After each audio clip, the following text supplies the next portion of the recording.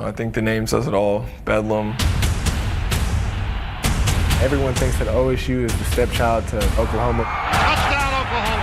What a great move by Ignatius. I think it really all has to do with the fans. We got some crazy fans. They got some crazy fans. Pistols firing! Superman! Des Bryant with an incredible catch! It's the last game. It's Bedlam, and it's something that everyone looks forward to, and it just couldn't come at a better time. It's going to be a tough game. It's going to be a dogfight, especially being at their place. But we're going to be pumped. We're going to be excited, and we're going to bring the intensity. As a player, you know, you try to look at another team's weakness, but looking at it on film, they really don't have a lot of weakness. Caught beautifully by Johnson. Oh, my! In the end, it's a challenge, it's competition, and we look at them all the same.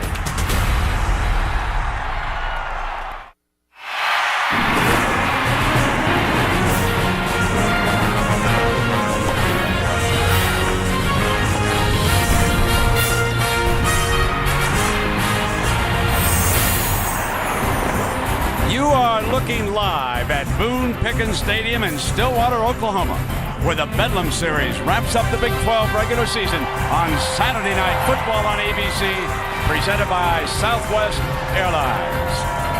So two rivals and neighbors come together here in Stillwater.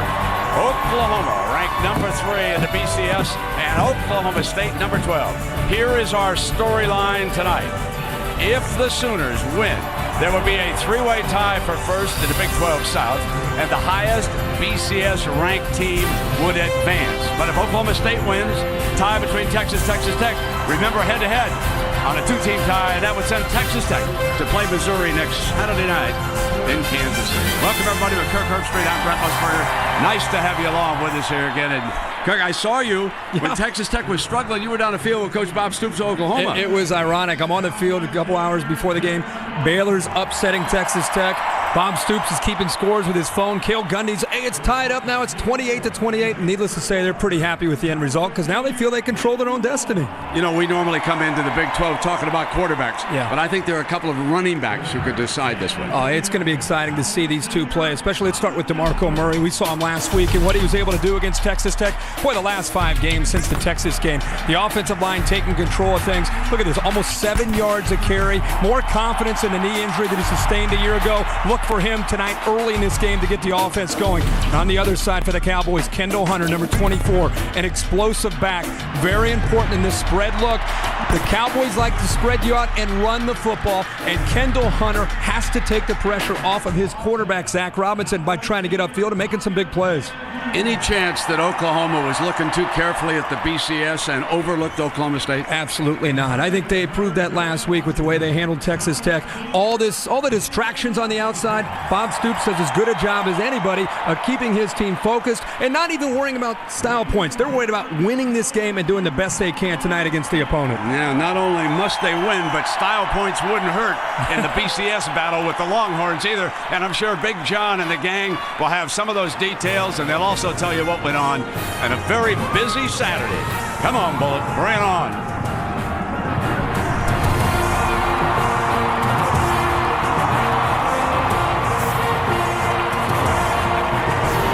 You're watching ESPN on ABC.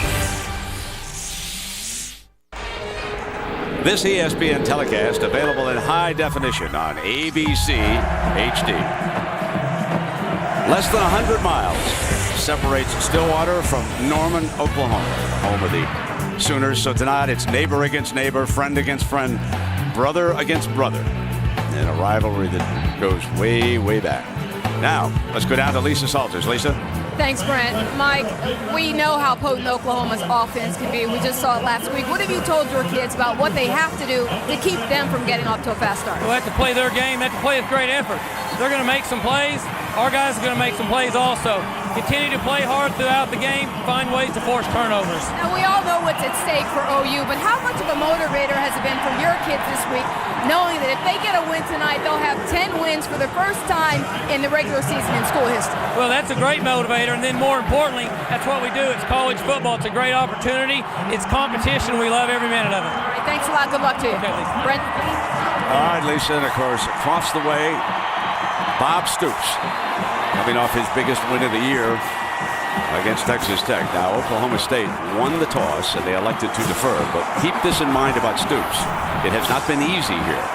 All right, you can see how he has struggled by 6 points and by 3 points the last 2 wins in here. And then in 2002, he was beaten by 10 points. Now, Stoops and the Sooners do hold a 5-game winning streak.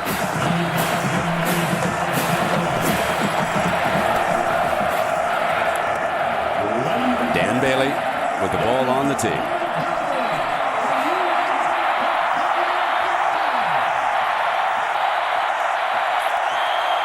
Nothing but bedlam, folks. Fielded at the 4-yard line by DeMarco Murray, the outstanding running back. And he stumbles and is down at the 26-yard line. Certainly one of OU's impact players. Yeah, Brent, we're going to start with DeMarco Murray, who has been sensational since the Texas loss. As I said, the offensive line doing a good job opening holes. He sets the tempo to get this offense going. Joaquin Iglesias on the outside leads the group of receivers that if you pay too much attention to Murray, he can beat you. And Jermaine Grisham, one of the 2 great tight ends tonight. Watch him tonight trying to get downfield for Sam Bradford. Base defense, and now they check over at the Cowboys sideline.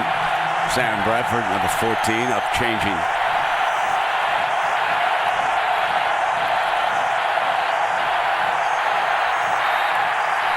And it was stopped prior to the snap. Yeah, delay it looked like, unless Oklahoma got a timeout. Dead ball, delay, offense, 5-yard penalty, first down. Randy Crystal, our referee, attempting to be heard over this crowd. 60,000 strong here tonight, Herbie, and it's going to be a factor. Sam Bradford dealing with a whole different situation this week, obviously on the road from what he dealt with last week at home against Texas Tech. Now they put 3 down linemen. An entirely different look after the penalty. Bring a backer on it, and Sam completes his first pass to Jermaine Gresham, the junior tight end from Ardmore, Oklahoma. And Levine, the linebacker, was all over him. That'll be a big part of this game tonight, seeing if they can tackle well in space. Sam Bradford, one of the hottest quarterbacks, if not the hottest quarterback in the country, put up big numbers last week. Does a great job of controlling this no-huddle, up-tempo offense for the Sooners. Sometimes they give you a look like they're hurrying. This time looks to appear to be that they're hurrying, and of course looks over to get the check. Tim Beckman is changing everything on every play defensively for the Cowboys. The 3rd different look. Deflected incomplete, and it'll be 3rd down and 15 coming up on the play. Now, this is one thing that Texas Tech did not do much of last week. If you were with us last week, and Herbie, you certainly remember, they sat in base most of the game. Beckman's going to mix it up. He's going to bring blitzers. He's going to put 3 down like he is right now, sometimes only 2 down. Bradford going long, double team, throws coverage, incomplete. Iglesias took a shot at it, and Bradford attacked double coverage. And boys and girls, that's 3 and out. That's something we didn't see much of all last week by Oklahoma at home against Texas Tech. 3rd down. This is actually a poor decision. His only outlet, he's going to go downfield, throw into double coverage. And I'll tell you what, he somehow gets this football in between Lacey and the safety Moore, and Iglesias almost comes down with that catch. Des Bryant awaits this punt from Mike Nall. Booms it, drives Des back to the 27 where he makes the fair catch. And now we will see who Zach Robinson has for impact personnel, Herbie. Well, Kendall Hunter, we talked about him in the open, Brent, number 24. The sophomore has done a great job within this offense. Great acceleration, and you'll see what we mean here in a little bit. He's going to have a big night. Des Bryant, can Des Bryant step up in a big game against a quality opponent? That's the challenge that his coaches have put on him. And, of course, Brandon Pettigrew, very, very gifted, future first-round tight end. Great size, and they'll look to try to get him over the middle of the Sooner defense. Coach Gundy opens with an empty backfield, and Kendall Hunter is in the slot to the right. He is a fine receiver, too. 4 down for the OU defense. The offensive line holds beautifully, and he completes the first strike to Davis. Out to the 41-yard line, Damian Davis, number 85. But what was more impressive about that play is the fact that the OU defensive line did not break through. Well, time to throw the football. Be big for Zach Robinson against the gifted defensive line from Oklahoma. Interesting, they go away from Pettigrew, away from Des Bryant, and they go to Damian Davis, who only has 11 catches on the year. They now will use Keith Toston, number 5, another fine tailback, with Kendall Hunter. So they now bring 2 running backs, Mike Gundy, of course, directing the offense, and they line up in a pistol. That's just a shorter shotgun formation, and they're going to fumble, and Zach pounces on the ball.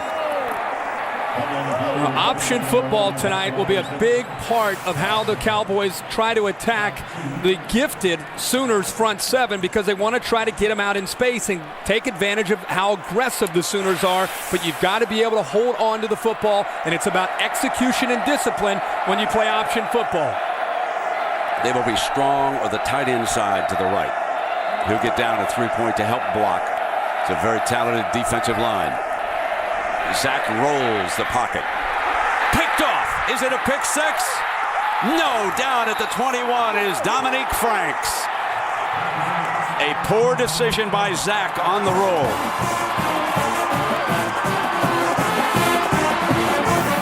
A poor throw here by Zach Robinson. Has an open receiver to the inside, actually, and Connor makes the decision, I think, prematurely to throw the ball to the outside. And Dominique Franks, who's having a huge year for the Sooners, is right there to step in front of the late throw by Robinson and make the big interception here for the Sooners.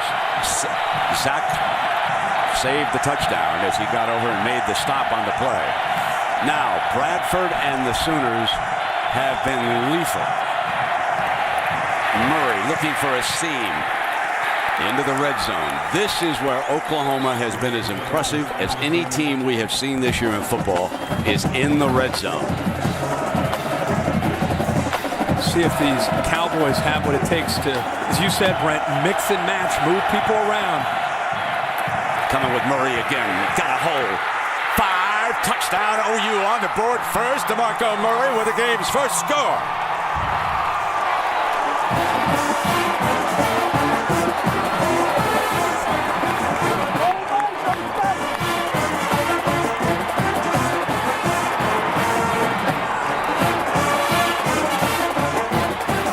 This offensive line, this is exactly what they're able to do. Even with the penetration there by the big fella on the inside there, Chatham, they still hit a crease and get upfield so quickly with DeMarco Murray.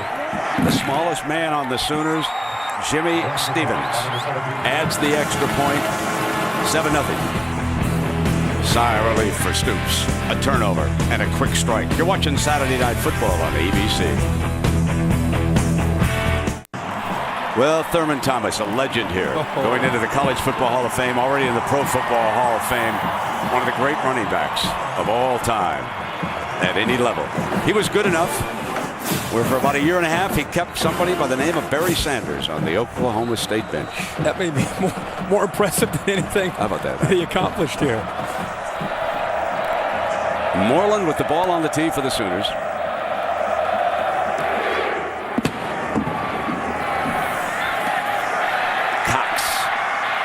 Cuts hard to the left. Not a good decision. He left his blocking buddies and he was naked out there. Go back to the interception. And this is what I talked about earlier. Sometimes as a quarterback early in a game, you have to be careful. For that matter, anytime as a quarterback, you have to be careful of predetermining where you want to go with the football. Look at Connor to the inside. And, of course, Robinson throws late, decides to go to the outside. What a great job of jumping it by Dominique Franks. And all of a sudden, the Sooners, who went 3 and out, got great field position thanks to their defense, and they took advantage of it with the big run by DeMarco Murray. Now the Cowboys will start from inside their own 15. Pressure. Here's Des Bryant. Got a first down. They get him involved early. Remember when we were down in Lubbock a few weeks ago, they did not get Des Bryant involved in the first half of the game. And you know how tough it is when big-time talented receivers are not in the game. They didn't influence it. Herbie, you mentioned he has not stepped out in the biggest games for the Cowboys. Maybe this will get him involved early in the game to get his confidence up. And Zach Robinson talking about confidence after the interception. Important for him to come back and throw that pass to get his confidence back. Here's Kendall Hunter. He's a fine runner. Great decision. Steps to the outside. Jackson, the corner, is over there, and we've got a flag on the play.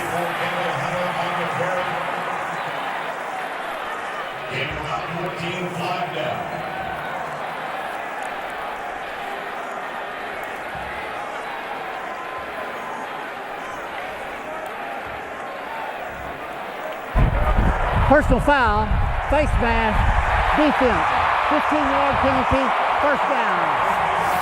Here's a good look at the face mask penalty as Kendall makes a good decision and Jackson reaches up and grabs the face mask. See if Oklahoma State now can take advantage. Some execution and a big break here with the 15 yards added on to the back end of that play. Junior Keith Toston. He's one of the Texans. He's now the running back. Oklahoma State will show the read option. You can see how efficient that Oklahoma team is in the first quarter.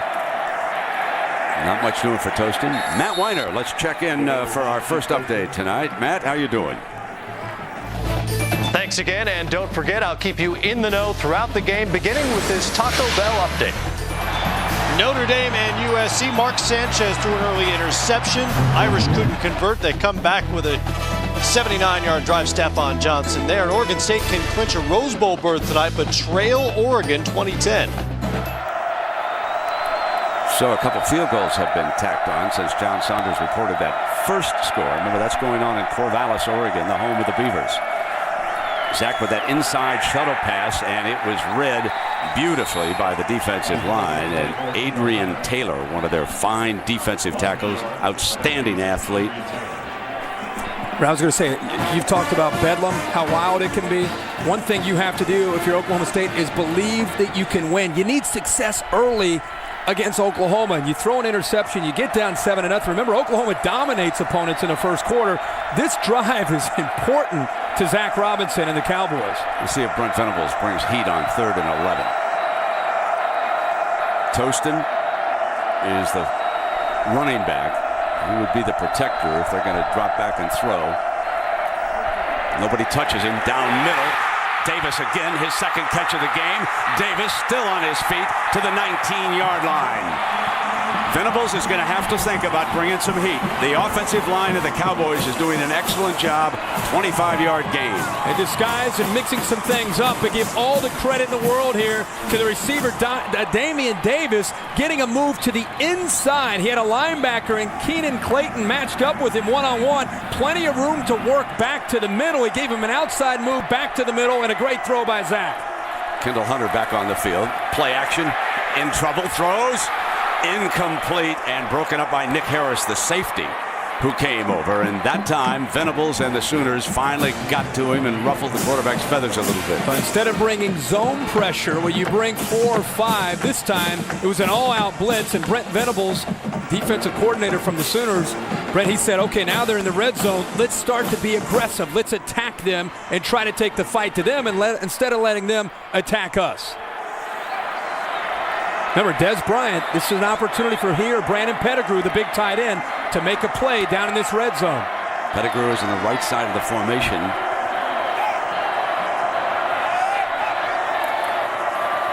Maintains his block option look. Zach has stood up and hit hard. And there was Beal along with Clayton. They have to have the ability to stretch plays tonight against the Sooners and get the ball to the outside. When we talked with them this week, they mentioned they have such respect for Gerald McCoy on the inside and Adrian Taylor and DeMarcus Granger. They feel that there's an advantage from Oklahoma in the interior. They want to try to get things on the perimeter, and it requires great blocking by the receivers to be able to do that. That graphic told you how efficient the Sooners were on 3rd down last week against the Red Raiders. Off the play fake. Wide open on the outside again. And Davis seems to be the man who is getting free, which would lead you to believe, Kirk, that Brent and the Sooners are paying a lot of attention to Des Bryant and Pettigrew right now, and number 85 is working free. What they've done for the most part is kept a safety over the top of Des Bryant. And Oklahoma State telling us that he faces that almost every week. What they have to do a good job is coming across the middle with crossing routes at about 15 to 20 yards to try to take advantage of that double coverage. But so far, you're right, Davis has been the answer. Adrian Taylor, the big defensive tackle, shaken up on the play, and the medical staff is out tending to him. Of course, I am sure that folks down in Austin and Lubbock Way are glued to this, because if Stoops and the Sooners win, we got a three-way tie, and then the BCS computers and boys will decide it all. Now there's where they stand right now, but Oklahoma is very close to Texas. And a lot of people think if they win tonight, making this late push. But let's remember now the Longhorns still hold the 45-35 as that airplane circled over me all day long here and reminded me of that as I was walking over to the stadium. And head-to-head did go to the Horns. But they can no longer use just that. I thought it was interesting last week. Good to see Taylor up here. Yes, here we are. Bought and paid for by some loyal Longhorns. And it cannot be overlooked, folks. Nope.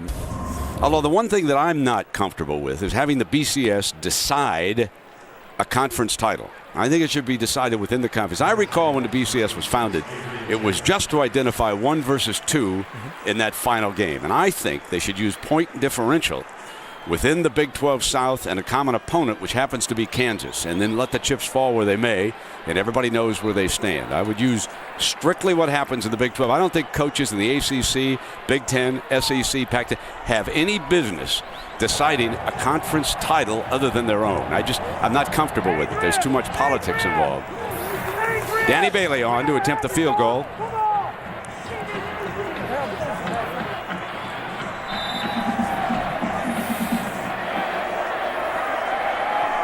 This will be a 28-yarder to put the Cowboys on the board.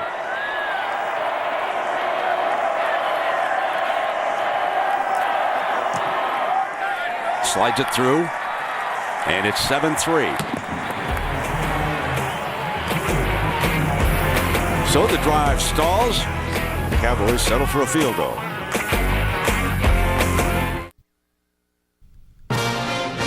Saturday Night Football on ABC. Brought to you by Southwest Airlines. Low fares, no hidden fees. Nissan. When you need it most, Nissan delivers. Samsung Mobile. To predict the winning teams, text RIVAL to 43776 during rivalry week. And Taco Bell. Think outside the bun. The Gundy household, Midwest City, Oklahoma. Now, Cale Gundy, who you see there, is the running backs coach, and he once was a quarterback at Oklahoma. Mike, of course, the head coach of the Oklahoma State Cowboys, was a great quarterback here at Oklahoma State. Herbie, Mom wouldn't allow any football talk. Huh? I talked to both these guys and found out, if you can't talk football during Thanksgiving, what can you talk about? Here's Murray. Scored the touchdown for the Sooners, and he's short of the 20. And Lisa, I know that you had a conversation with Mom. That's right. I spoke to Judy Gundy about an hour ago, and she's the one who lays down the law, saying no sports talk during Thanksgiving dinner. And she said, my guys are just so competitive that, I had to stop the problem before it started. Back when they were 15 and 17, they almost got into a fight talking about sports. So she said, then I said, no more sports talk at family gatherings. He said they talked about the invisible fence not working for the Dogs. Here's Chris Brown now. He replaced Murray. Chris Brown scored 3 touchdowns last Saturday night in Norman, and both those running backs went over 100 yards. So when you team up DeMarco Murray with Chris Brown, as good a tandem, running back tandem, as you've got in the country. One of the best in the country, and it's going to be fun to watch how Tim Beckham, the defensive coordinator, continues to move guys in and out. You've got to give Oklahoma a different look. As Bradford looks over to the sideline to the assistants, Kevin Wilson, the offensive coordinator, is looking right now down at all those orange jerseys, trying to get a feel for the best play call. You've got to continue to move around. And Beckman's moving late on him, too. Big hole this time. And Brown crosses the 30-yard line. That was a huge hole open by the left side. This is a big offensive line. And sometimes when you move around, it allows these guys to crease you. But this time it was just a simple push down block by the center, number 50, Cooper. Huge offensive line. They move at a fast tempo. Brown's in trouble and ripped down for a loss that time. And that was Hugo Chenasaw, the sophomore from Richardson, Texas, in there making that play. And DeMarco Murray hopes to get sent back onto the field. Chenasaw made the play because he was able to get through and penetrate and slow down Brown. And now this is something that they take a lot of pride in. Same personnel, but instead of being back with a back in the backfield, they're now in an empty set. It puts a lot of pressure on a defense when you have that kind of versatility. The defense is looking and moving late. The read that Kevin's getting is changing as he changes things. Come with the blitz up high, incomplete.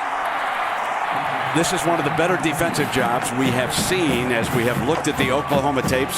Texas Christian had a great quarter against them, but the Cowboys are causing trouble early. Well, Terrence Anderson jumps this route. Good job of recognizing the routes and fitting up, stepping up, and taking away the easy throw for Sam Bradford. Give all the credit there to number 23, the junior.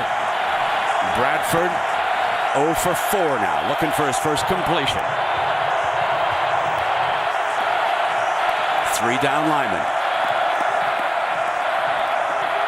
Offensive line holds plenty of time, wide open for the first down. Manuel Johnson, who made that sensational one-handed catch, has the brace on the left elbow, injured the arm against Kansas, missed most of that game in Kansas State. Look at Sam Bradford's eyes. He looks from the right to the middle and then finally comes back to the left. And if you're going to rush 3 and drop 8, you're going to give Sam Bradford, one of the most accurate quarterbacks in the country, all of that time to dissect the defense. He's eventually going to find an open man.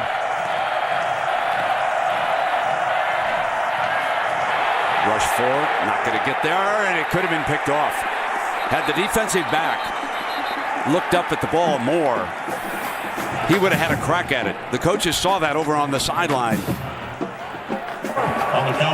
Holding, offense, number 72. That is Duke Robinson. First down.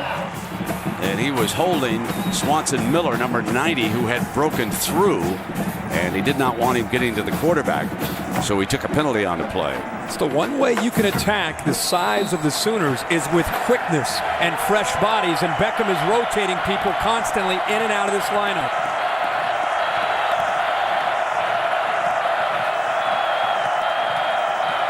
On 1st and 20, they rush a linebacker, they throw the screen the other side, and it is blown up. Patrick Levine, number 4, along with Taya, number 92, did the business on this play. Well, this is just great recognition. They see this the entire way. They're sitting there waiting for it until it finally develops. Taya the entire way, sitting there waiting for Brown to come to him. Quickly they move. And complete to Iglesias. Lacey, the defender there. Tackling so important, and I know it seems obvious, Brent, but after watching Texas Tech try to tackle Oklahoma in the open field, that is a big key tonight. DeMarco Murray back in for 3rd and 19. Bradford's in trouble. On the move. And Iglesias working the sideline. It looks like it's a little short of the first down, but Sam was able to slip one right down the sideline, and there was pressure coming that time from Lemon, the middle linebacker. Watch number 41 get through. Here he comes. Brent, second time in 3 series that the Cowboys have done a good job of getting pressure on Sam Bradford, and they've now forced the Sooners to punt twice, which is saying something for an offense that's been scoring over 60 in the last 3 games. Mike Knoll is back to punt. Ricky Price is now back deep. He booms one. Let's see what Price hopes it goes to the end zone. Takes a beautiful bounce and out of bounds. Hit the cuff and corner. That's a great play when a punter can do it. That was a 51-yard beauty.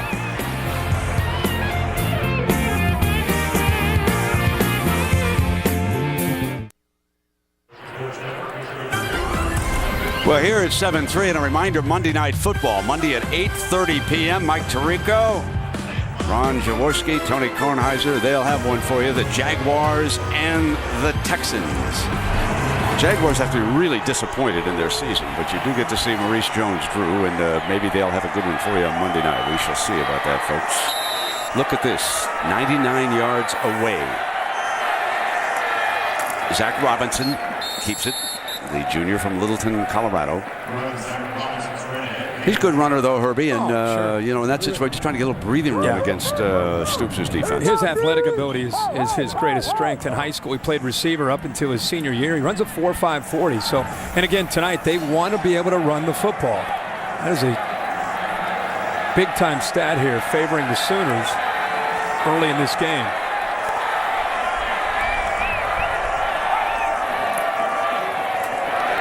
That's tough right there. Kendall, that is what he does as well as any back we've seen in the Big 12.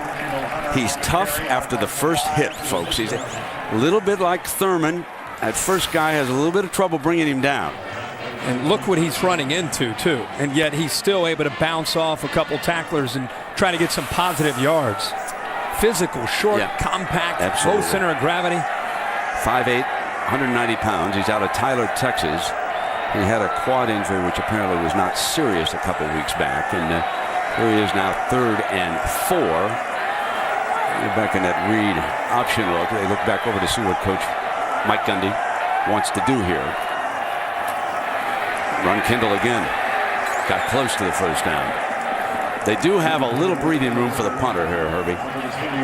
They're able to get a little bit of, as you said, yardage there to help the punter, who's been outstanding this year, Matt Fodge, but still, thought you might see him be a little bit more aggressive, at least try to get the ball to the outside. And when you get conservative against Oklahoma, I don't like your chances of being able to pick up a first down. And now the Sooners, very least, will get very good field position here. Moses Madu is the youngster who has practiced blocking punts. He's on the left side.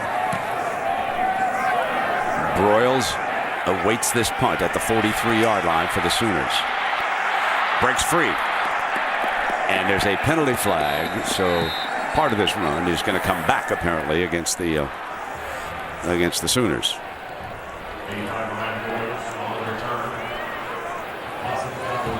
If you're Oklahoma State, though, Brett. Blocking the back during the return. Pretty excited with the way, you're down. Defense playing very well. Penalty, first down. Let's send you to New York and Matt Weiner. All right, Brent, Oregon State's Rose Bowl dreams are fading very quickly tonight against Oregon. This is Jeremiah Johnson. There he goes, 83 yards. He's up over 200 in the first half alone. Ducks have just returned an interception for a touchdown to make it 40-10 there. An Oregon State loss and USC win over UCLA next week would send the Trojans to Pasadena. That should be a 37-10 score, by the way. Oregon up by a lot. If I'm not mistaken, that is huge for your Ohio State Buckeyes. It is. You're right about that. That could send them to a BCS Bowl. It's big for Jim Delaney. Here comes Murray. That could cost the Pac-10 a lot of money if that holds up. And that's a big rivalry game, the Civil War. Never know. You know, it's home teams have had the advantage, which makes it a little bit unusual. But Oregon State was not an overwhelming favorite. This will not be a shocking upset. No. They've had a lot of injuries. At being at home, you thought it might give them an advantage, but the Ducks playing pretty good football right now. Here is Murray. And when that young man comes, he can go the distance at any time as Price comes up and makes the stop on him. He is a young man out of Las Vegas. So I asked the coaches this week, Herbie, I said, why didn't Pete Carroll and USC recruit him? And they said they did, but they wanted to make him a defensive back. And we said he'd be a running back. And then they quickly added, but let me tell you, he'd have been a great defensive back. He has terrific speed, 4.4 and change. He's strong. Chris Brown replaces him right now. Trying to get to Bradford, cause him trouble, cause a disruption, and he has to throw it out of bounds.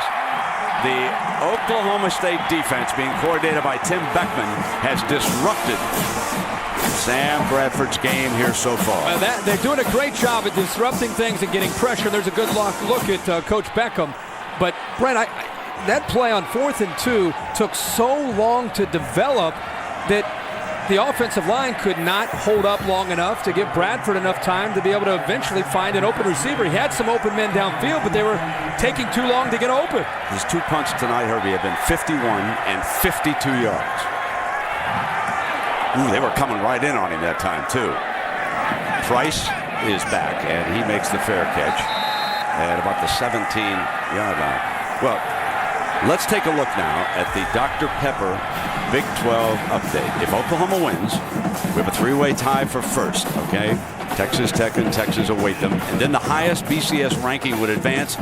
I think in all fairness, Texas Tech is out of that argument right now. They fell so far back. But if Oklahoma State wins this game now, we've got a tie between Texas and Texas Tech. And guess what? Red Raiders advance with that head-to-head victory over Texas. I think a lot of people think that Texas needs an Oklahoma loss tonight, but that is not the case. No, they need an ugly Oklahoma win. They'd settle for a 7-3. They sure would. Okay.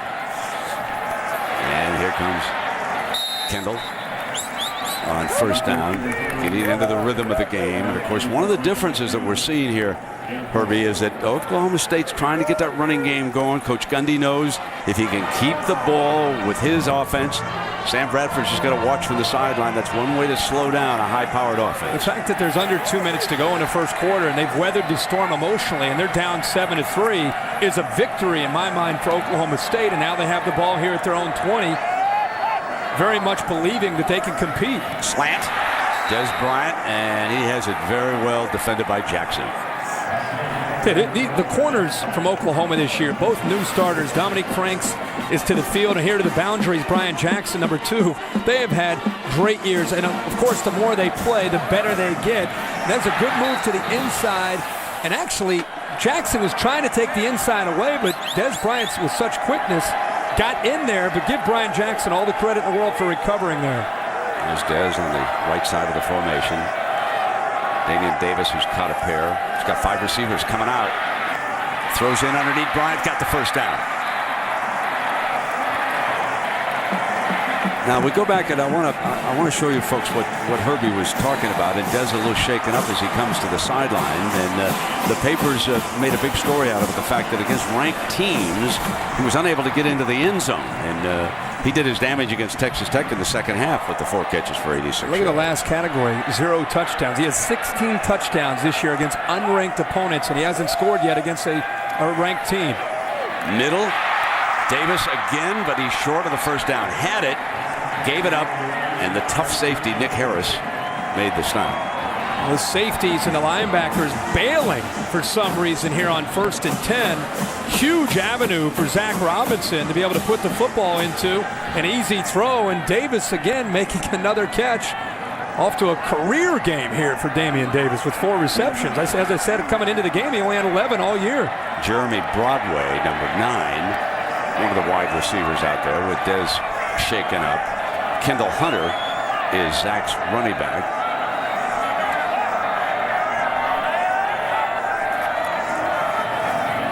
Kendall on a cutback, found the hole beautifully and exploded into Oklahoma territory to the 44-yard line.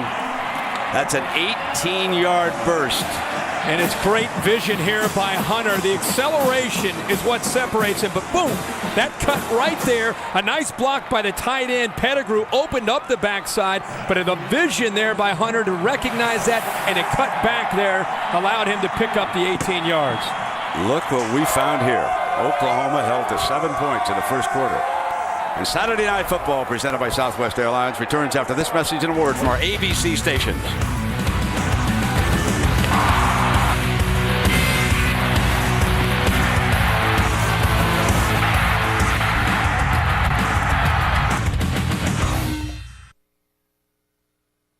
Highlights and USC post-game analysis live from the Coliseum tonight. Upper right, folks, that is Boone T. Pickens. He has given hundreds and hundreds of millions of dollars to this university. $163 million alone to athletics. He was a geology graduate in 1951 when his hedge fund went south. He re-upped and gave him $63 more million to complete this stadium. And he's very pleased. Had a little chat in the elevator and said he couldn't be happier with the way the football team has played this year. coming in here with 9 wins. They've got a chance to be a 10-game winner for the first time in history of Oklahoma State during the regular season. Zach keeps it to the 36. And Herbie, let us take a look at the Pacific Life game summary here tonight. Well, you and I were talking at the break there about how do you separate these teams. And right now we've seen, look at the production. Look at the average yards per carry and what both Murray and Hunter have been able to do. The difference being, of course, Murray gets the touchdown after the big interception by Dominique Franks. And that's really the only difference in this football game. Sooners capitalized on great field position. Other than that, they have 3 punts. 2nd and 3. Flea flicker. Receivers are covered. Deflected, incomplete. Oklahoma did not bite. Dominique Franks was there. There was not an open receiver. They ran 3 vertical on that, and all 3 were covered. Great discipline here by the Sooners on a play on 2nd and short that you like to call. I like how aggressive Mike Gundy decides to get there on 2nd and short. Now you come back and just have to execute here on 3rd down and 3. But Sooners sitting right back there, 3 receivers right downfield. Every single one of them had a Sooner defensive back in his hip pocket.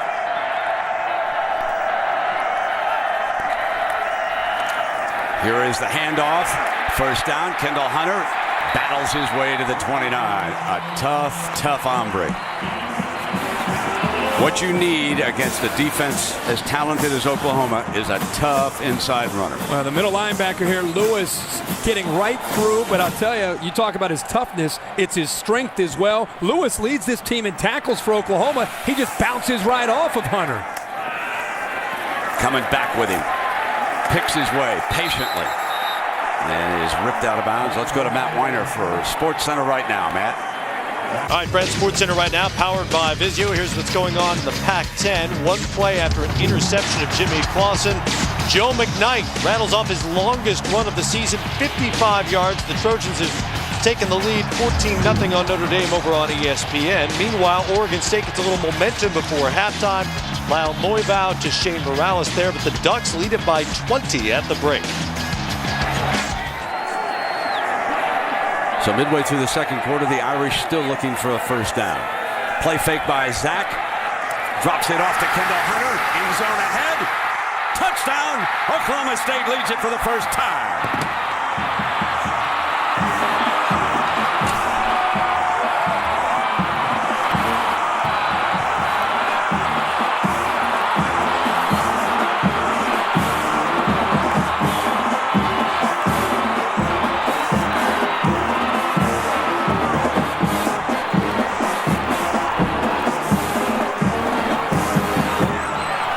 Nobody in Austin and nobody in Lubbock leaving this one. Bailey tacks it on.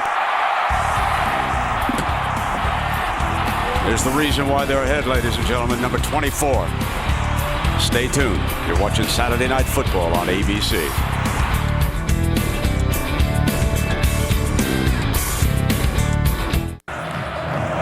Kendall Hunter's first receiving touchdown of the season. And I think that should be Oklahoma State. 10, Oklahoma 7.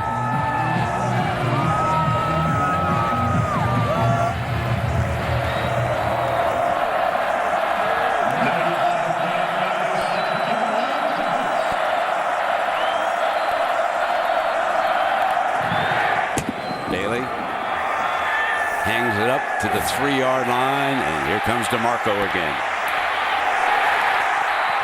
Stopped at the 20-yard line. Back to the score. This is a really well-designed play here. Hunter is here, but you're going to see the receivers from Oklahoma State taking all of the attention off to the offense's right side.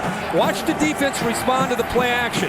Look how the Sooners are looking and bailing out here. And here's Kendall Hunter as a well-designed, well-conceived play, completely baiting the Oklahoma defense into looking to the right, and they dump it back to Kendall Hunter. DeMarco Murray, short side, 13 more yards and a 1st down. Ricky Price making the snap. This offensive line, you go right back to business if you're a Sooner. You hand the football off, control the line of scrimmage, and that sets everything up. If you can get the Cowboys to start to creep up to take that away, then you look for the big plays downfield to your wide receivers. 3 down lineman, that's Phil Lodehold. He's the biggest at 6'8". He's also the tallest Sooner. Weighs about 337. Next to him is Duke Robinson, the senior guard from Atlanta.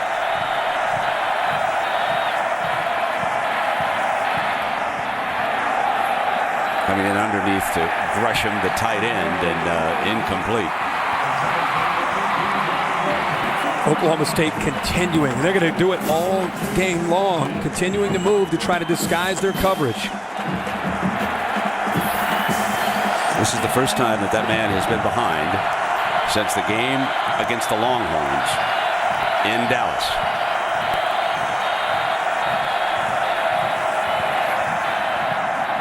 Incomplete. He threw high for Quentin Chaney, the senior from Tulsa. This goes to show you that these quarterbacks are human. I mean, we've watched Colt McCoy at times and Sam Bradford. Seems like when they throw an incompletion, it's a news story. Right now, Sam Bradford on the road, a little bit uncomfortable back in the pocket because of all the looks that he's getting from the Cowboys. Constantly changing the front after the plays changed by the offense. That's when the defense is moving, much like an NFL defense would move very late. Disguise and cover, and folks, it is pure bedlam in here. Has time, fires, middle, got it. Came back to Chaney. Great throw by Sam Bradford with, as you mentioned, bedlam, the noise, 3rd down and 10. They've been struggling on 3rd down. He finds the window and he's able to squeeze it in there before Justin Gent, the linebacker, is able to come over to knock the ball away. Good protection and great patience there by Sam Bradford. Throws a very catchable ball. NFL scouts have to love what they see with this young man. There is Gresham hurdling a defender. Run out of bounds, but it's about an 8-yard gain. Justin Gent was there. Just when it looks like you have the Sooners on the ropes, they hit a couple passes. Next thing you know, they're at the 35-yard line and building some momentum here. Nice job of finding Grisham, who they've not been able to get the ball too much early in this game.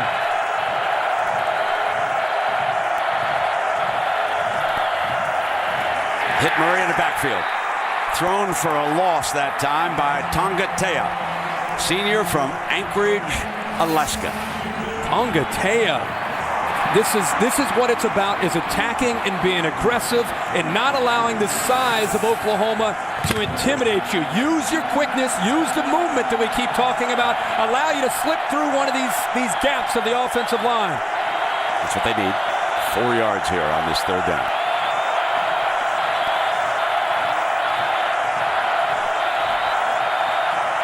He's going to throw for it. Got the 1st down. Oh, a big 3rd down conversion. Ricky Price was over there on the receiver. Timing and accuracy from Sam Bradford. Another big 3rd down here. It's the second one we've seen where it's 3rd down and long. He's got to be able to have time to throw. This time he gets back quickly, puts the ball right over the shoulder of Broyles, anticipates well, and gives the receiver a chance to get upfield.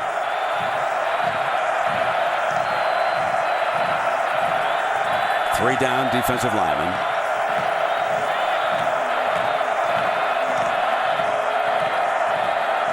Now they show a pressure look. Bring 5. DeMarco picks him up. Bradford complete as he hits Iglesias. And Iglesias out of bounds, but there is a flag. Prior to the snap, false start. Offense, number 85. A 5-yard penalty, 1st down. You know, they're showing that pressure, and Oklahoma caught them instead of disguising, actually committing to the blitz. And I think Broyles was getting too excited. They had one-on-one matchups across the board on the outside, man-to-man coverage. With Bradford recognizing it, he had the time to throw. It's just about the execution on the road for the Sooners. So instead of being inside the 10-yard line, they're back on the 35, and Chris Brown is now the running back. DeMarco Murray did an excellent job of picking up the blitzer, but there was a penalty. And here comes Brown. He could not stretch the defense. The front is all over him, and Taya is starting to have a big game along with Lemon, number 41. The movement is confusing the Sooners. The Sooners are used to intimidating, almost bowling defensive lines, but right now, bit of a guessing game going on with the communication up front from Oklahoma, allowing this group with Taya and company to get through this offensive line and disrupt the backfield. And they're moving 41 around. He's there positioned like a middle linebacker. He's been moving over to the right side occasionally, depending on the formation. They run a screen play into the middle, and Chaney's short of the first down. Well, the risk when you bring pressure and you're going to show a lot of different looks is you might have 4 or 5 that go your way, and then all of a sudden you're going to see the jailbreak screen, and all it takes is one completion for the Sooners to be able to get big chunks of yardage, and now they've got a manageable third down. And so, number 7, DeMarco Murray, back on the field. He's the running back. The third down here for the Sooners on this drive. He's going to throw for it again. Quick, and Iglesias makes a terrific play. He was hit by Lemon, and Joaquin Iglesias, the senior from Texas, hangs on. What concentration by Iglesias. Third down. Lacey jumps around, gets a hand on it. We saw him last week with the quickness to be able to get a touchdown. This time, the strength and concentration for the catch. Quickly, Murray trying to ambush him, but the defense was ready. This up-tempo attack from Oklahoma. Seen it all year. Great execution. Puts the defense typically on its heels. Creates tempo for the offense. And a lot of times it puts a lot more pressure on the defense because they lose their aggression. The Cowboys are doing a great job of countering it up to this point. So far, the Cowboy defense has been ready. They have not been ambushed. And it's 2nd down and 12 now. Bradford checking for a late signal. And now here's the movement again. Beckman's defense moving. Now he puts 4 down. There's Gresham. It took 4 Cowboys to finally bring him down. This time they're only rushing 4. They're going to play zone. When you play zone, these tight ends from Oklahoma have a very nice job of settling down and finding the timing for Bradford and Gresham, especially down in the red zone. 14 Bradford constantly looking to get the football to number 18 Jermaine Gresham. Here comes your power look. There's Matt Clapp. He's in front of Brown. Eldridge is an extra tight end. You see him there, number 83, looking over the Gresham. Power to the formation over on the right side. Now they move Gresham to the other side. The defender goes with him. They're going to go that way. And Brown, with a second effort, picks up a 1st and goal for the Sooners. That's the 4th third down on this drive alone that the Sooners have been able to convert. They had struggled with that prior to this drive, but now starting to have more manageable third downs and doing well. Touchdown, Oklahoma. Chris Brown, the junior from Louisiana. So Murray has 1, and now Brown has 1. Well, what an answer, Brent. After what Oklahoma State was able to do, 14 plays, 79 yards, 6 minutes off the clock, and converting the 4 third downs. It was not easy. Oh, it wasn't. Against Texas Tech, it was very easy last week. That's the hardest they worked since probably the Cotton Bowl against Texas.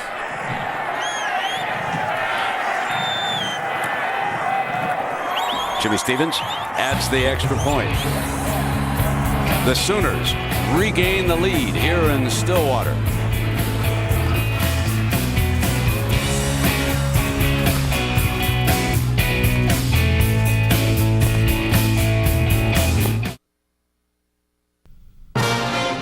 Saturday Night Football on ABC. Brought to you by Southwest Airlines. Low fares, no hidden fees. Allstate, proud sponsors of college football. Are you in good hands? And BMW, the ultimate driving machine. So next year, a brand new locker room for Oklahoma State. And of course, the renovation continues for the Boone T. Pickens Stadium. Somewhere down the line, it'll just be known as the Boone. And no man has been more generous with his money than Boone Pickens has with Oklahoma State. And what they have done here and finished that one end zone, lots of lovely suites. It's a great intimate stadium. Fielded on the 5-yard line by Cox. Cox looking for alley, 25-30. And he battles his way out to the 35-yard line. Pretty good field position coming up. We've also got a flag. No flag got called. That was a nice 30-yard return by the defensive back, Cox. We'll take another break and come right back.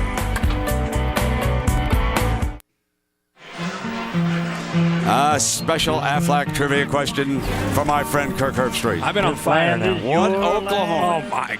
Wrote the song, This Land Is Your Land. Here's a hint, buddy. It ain't Beyonce. Well done.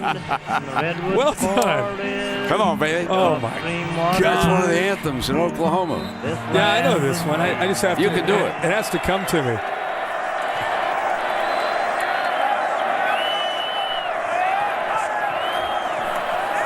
Here is the read with Zach.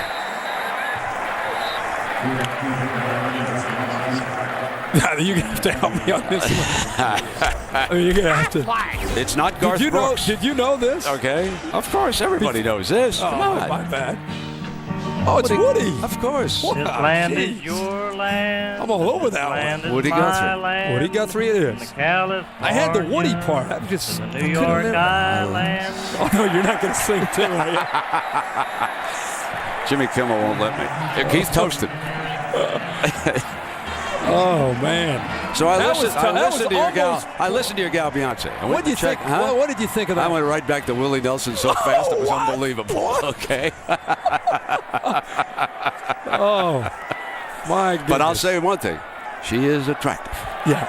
Oh baby. Yeah, she's doing pretty well for herself. Yeah. First down and 10. Play action now by Zach. Incomplete. Threw high to Pettigrew, and let's check in again with Matt Weiner. Matt. All right, Brand, our nominee for the AT&T ESPN All-America Player of the Week is neither Beyonce nor Woody Guthrie. It's Tim Tebow, who had 265 total yards and accounted for 4 touchdowns in the Gators' 5th straight win over Florida State. He's accounted for 37 touchdowns on the season. You want to make your vote? Text the word vote to 51234 on your AT&T wireless phone. All right, Matt, thank you very much. How many places did you go this week where somebody said something to you about Beyonce? Everywhere. My wife was first. Here comes Zach. Now he's forced out of the pocket, and he's in trouble. Gonna have to throw it away. Incomplete. And that was Frank Alexander, one of the talented defensive ends. And did a penalty flag come late over there, Herbie? Yeah, right where the ball was intended for the receiver. The way the crowd reacted. You got coaches now from Oklahoma out on the field. Uncatchable. So there must have been an interference call, and Stoops is thinking like that ball was hardly catchable. He was throwing it away. Pass interference. Defense. 15-yard penalty in the previous spot. First down. I honestly thought he was winging it away. Didn't you? I think he thought he was too. Nick Harris comes in late and cleans it up. And the Oklahoma coaches are upset because not about the pass interference call, but the fact that it's uncatchable. Maybe it was uncatchable because he was in the third row. Harris made sure he wasn't catching that ball. Oh, man. Kendall Hunter back in as the running back. He was slipping as he made his cut, and Alexander making another stop. Zach Robinson's going to have to eventually help out Kendall Hunter. I mean, Kendall Hunter is a great back, but he can't carry the entire load alone. As this game progresses, the Sooners are going to try to make adjustments to try to take him away. Robinson's ability to improvise, his ability to run on the option, and his ability to find Des Bryant and Brandon Pettigrew are going to become very, very important, but especially his feet. He's got to be able to take some of the pressure off number 24.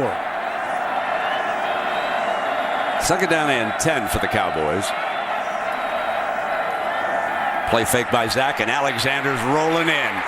Big Alexander blew this play up, and on the way down, he zipped it out of bounds. But Frank Alexander's speed and power has been so important to the Sooners defense with the injury to Austin English. Look at both of the defensive ends. Jeremy Beal on one side, and on the backside, Frank Alexander. They had a huge game last week against Texas Tech. That's the first time we've really seen the freshman Frank Alexander burst into the backfield to chase down Zach Robinson. Remember, the Sooners are without Austin English, and he was the preseason pick to be the defensive player of the year. And he's been out with that knee injury. Coach Stoops is hopeful that he can get him back for the bowl game. Zach can run. First down ahead, and a penalty flag. There's a penalty flag comes flying as Frank's up to make the stop on it. One thing you could think of is maybe a push in the back by the Oklahoma wide receiver. Blocking the back, offense, number 87. That's what it is. This is a 10-yard penalty, third down. He's out like a receiver out in the open space, and he's trying to help his quarterback out. Here he comes right off to the left there. Just great call by the officials.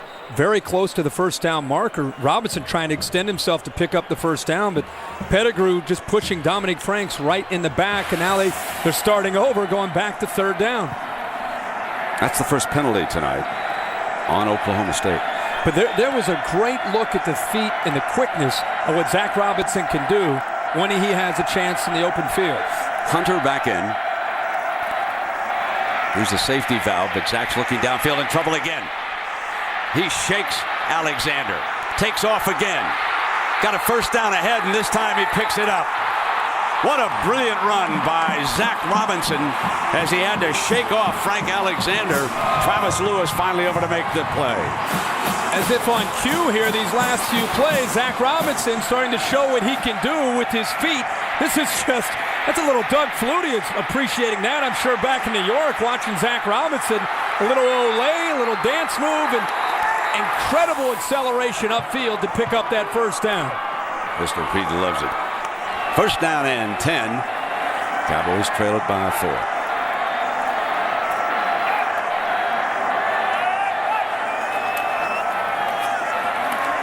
Kendall broke away from Jackson to pick up a couple more.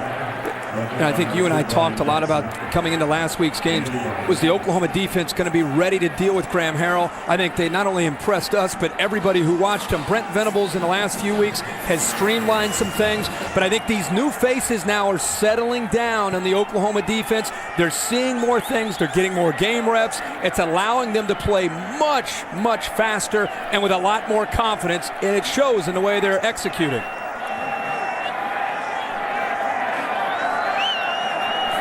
You see how tough it's been. You can see how he has that torn right sleeve, and that was big Frank Alexander. Got a paw on him, and he ripped. So we're going to have a little equipment repair. They'll cut that sleeve off.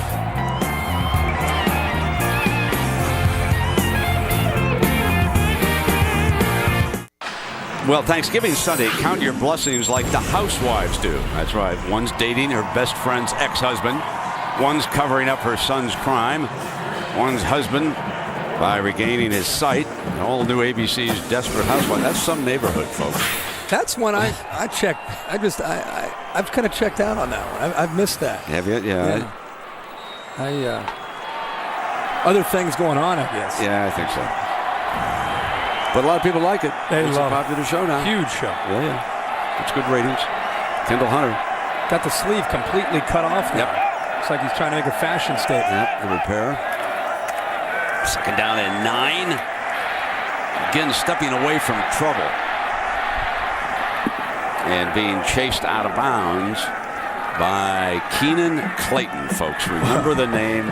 I'm telling you what, Keenan Clayton, he can do just about anything as an athlete. He's got the best vertical leap, the fastest time, and he can bench more than any linebackers now.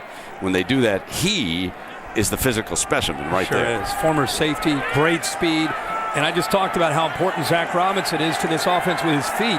One thing he has to be aware of, is when he starts to run, get us in the open field, this Oklahoma defense will bring it. Needs 6. A diving interception, incomplete. But they stopped him on 3rd down, and that was Clayton again. Pretty close here. Athletic ability by the linebackers.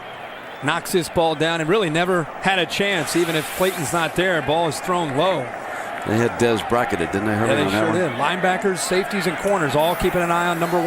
Yeah, when you got a linebacker who can run, as well as Clayton. Well, this to make it a 1-point game. 44-yard field goal attempt by Dan Bailey. Whacks it pretty good. And we've got a 1-point game. 14-13, so coming up on the Capital One halftime report. Big John, Craig, and the Flutie Man will have all the day's highlights, including the 2 teams who advanced to the ACC Championship. Big upset in the Big 12, and Oregon State in trouble against Oregon. And the Flutie Man's got to be very happy. Nephew had a big play, and BC's going back to the ACC title game. Virginia Tech, right? Yeah, Virginia Tech, BC. But if you look at not just the whole day, but what we're watching here in this first half, you and I were talking before the game. We said, you think Oklahoma State can keep it close? Every time Bob Stoops has come to Stillwater, it's a close game. They've been able to take advantage of some opportunities. Their defense has played very well. I mean, that was the last time we saw Sam Bradford on his heels and being somewhat rattled. Now, he's kept his composure and he's led them to some big scoring drives. But give the Oklahoma State defense a lot of credit for the way they played in this first half. Still time to go. And Texas Tech Red Raider fans and Texas Longhorn fans aren't going anywhere. Glued to this one.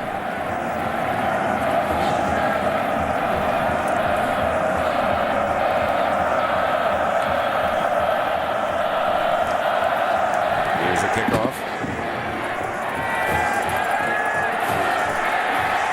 Murray again. Lit up. They're hitting him. I mean, they're pounding him. Well, the Skins game on ABC tomorrow. The conclusion at 3:30 Eastern. That's always a lot of fun. 2-time defending champ Stephen Ames. Phil Mickelson is in it. He's a big football fan. He's probably watching tonight. And KJ Choi leads everybody. $75,000 he pocketed today. And Rocco Mediate, the U.S. Open runner-up. They're competing for that $1 million purse. What a story Mediate was last year. Another great sports fan.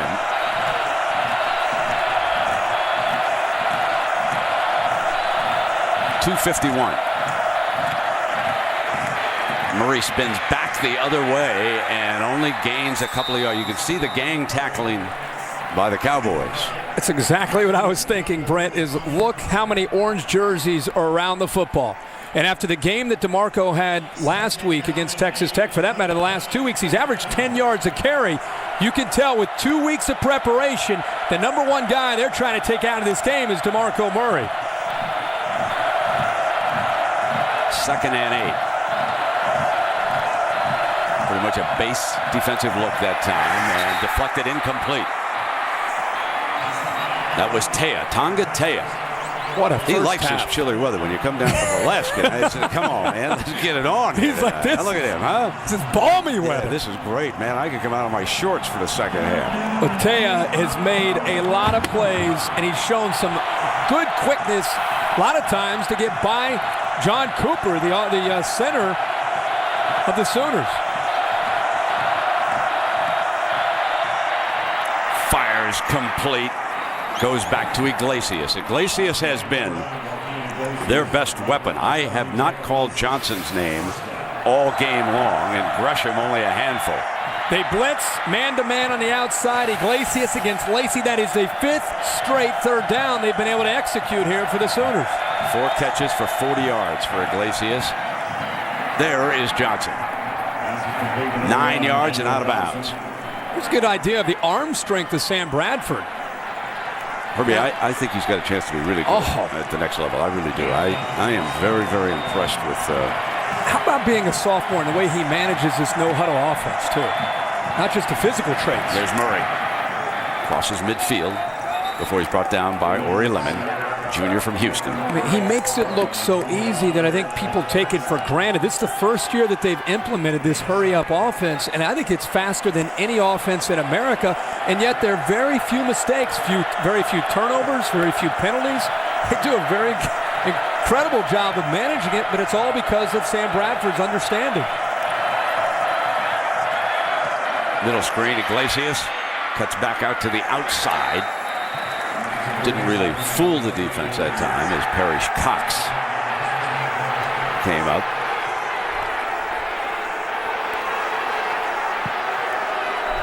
We have a Cowboy. Cowboys shaking up on the play. One of the defensive linemen is down, and that's Chatham, I believe. He's a senior also from Houston. Both of these schools recruit down Texas way. There's so many outstanding football players down there.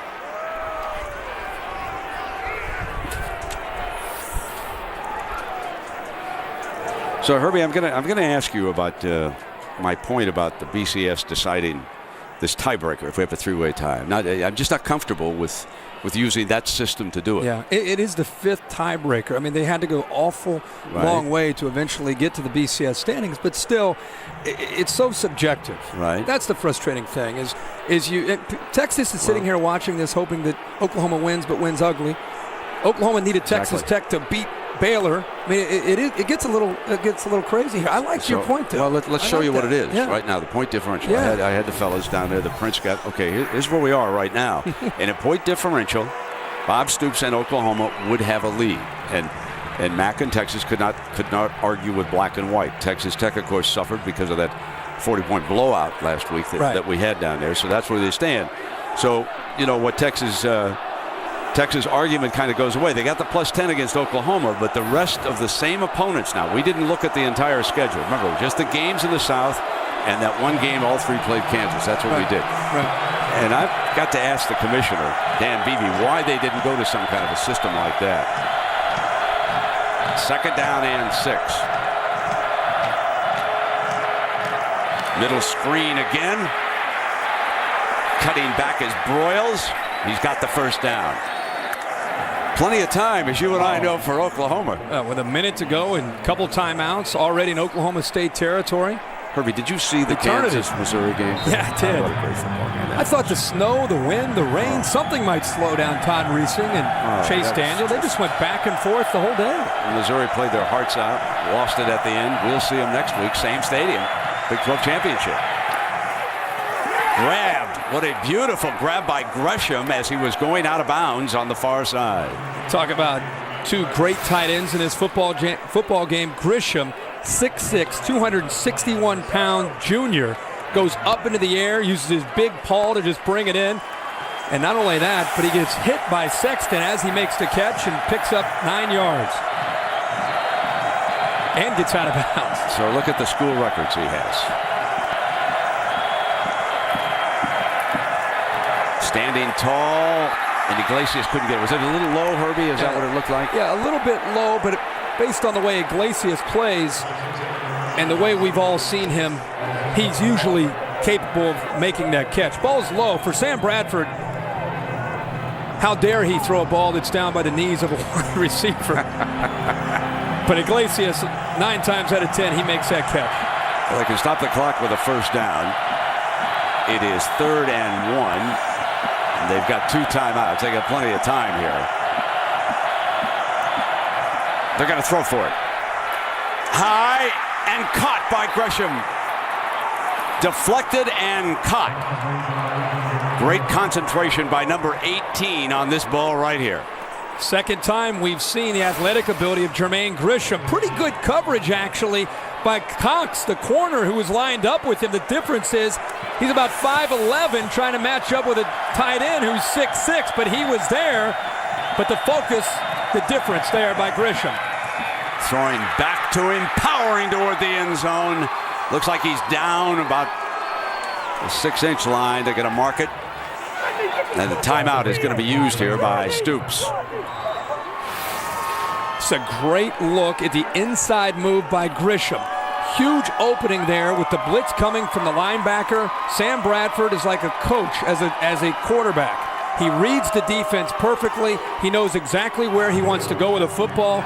Once he saw the linebacker blitzing, he knew where he had an opening, and he knew it had a receiver getting into that opening, and this time it's Grisham who's had a huge drive right here for the Sooners. Big lift for the Sooners. Josh Heupel is our quarterback here. Now coaches quarterbacks over there with Bradford and his backup, Joey Halsley, over there on the sideline. Bradford followed Heupel and Jason White. Sure, the instant replay boys are looking at it, but he clearly was down short of the end zone. Yeah. Well, their big favorite to score here. It's just pick your poison. Which one of these running backs do you want? 12th play of the drive coming up for the Sooners.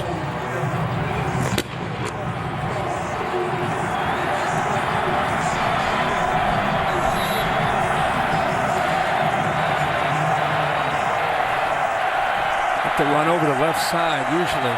See what they do here. Fumble on the snap. Bradford has to go on the ground on it. So he and Murray, and Oklahoma State has it. That is Lemon who came up from that pile.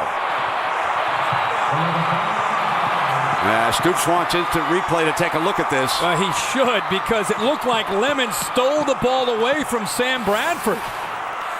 Ball is clearly on the ground. Bradford never had a handle on it. The ball's loose. Now Bradford looks like he has it. Lemon comes in and just takes it away.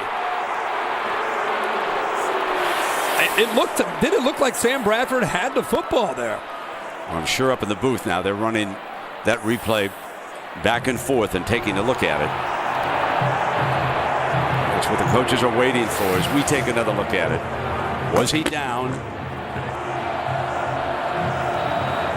Looks like he has the football, and then Lemon comes in over top. To his credit, like any defensive player is taught, take the ball away, grab it away from him.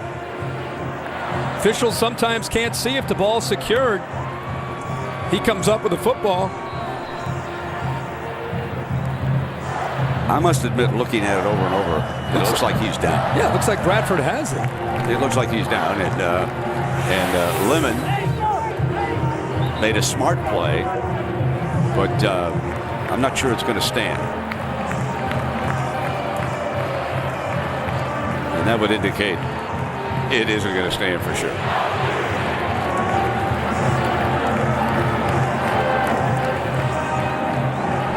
So that would give the Sooners a huge break. Yeah, huge break to get this football back. Now,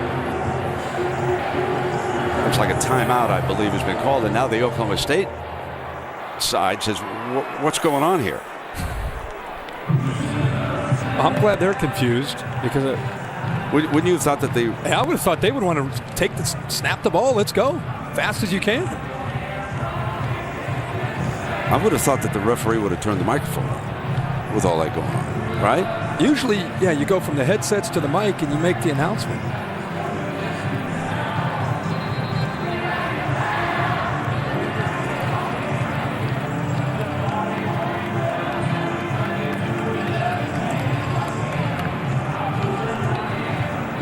So, in looking up there, and let's check, did Stoops use a timeout over there? I see that Oklahoma is without timeouts. So, my thought is that they might have used a timeout to make sure that that play was looked at. I think Stoops had a pretty good look at what was going on. And now Oklahoma State's going to challenge it.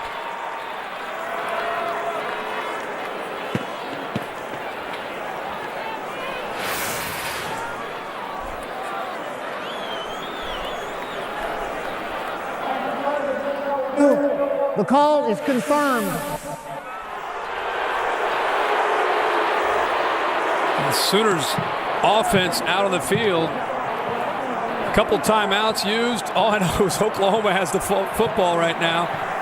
They have a second down and goal, and end of the day, the right call is Sooner football. The challenge is charged with their third timeout. They're now out of timeouts for this half. I'm just not sure that it was cleanly handled to begin with. No, it wasn't. But when he went down, Yeah, I think it's the right call, and that's probably what's important here. Second down and goal. Murray looking over to the right. They lob end zone, out of the end zone is Broyles incomplete. And that was coverage by Jacob Lacey, number 17, going with him, and the field judge was right on top of it. But Ricky Price had Broyles man-to-man, and I'll tell you, Jacob Lacey does a great job of coming off of the receiver Iglesias and falling back onto Broyles going to the flag. Now third down and goal. Not make it here, and that will cause Stoops to make a decision. DeMarco Murray is split out. He's slotted to the right. Rush 5. Touchdown, Oklahoma. Gresham. And why not? He's the man who brought them down the field. He made the big plays on that drive. Jermaine Gresham, the junior from Ardmore, Oklahoma. Well put, Brent. If anybody deserved the touchdown on that drive, it's Jermaine Gresham. 2 circus catches, and then this one, we've seen him do it so many times in this area where he gives a little outside move, just enough to slow down and make the linebacker hesitate, and then he gets to the middle, and that's a timing route. We've seen them throw that 100 times in practice. Stevens tacks another one on.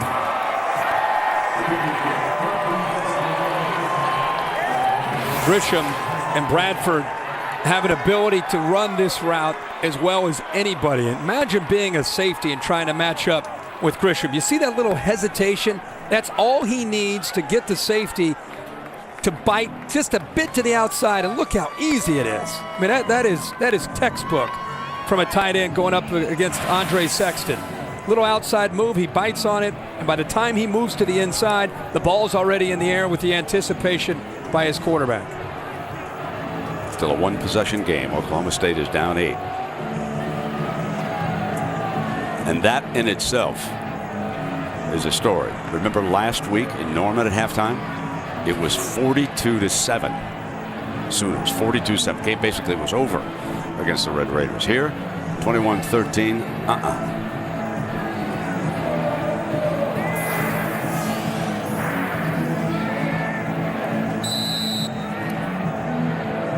He's a fine young man.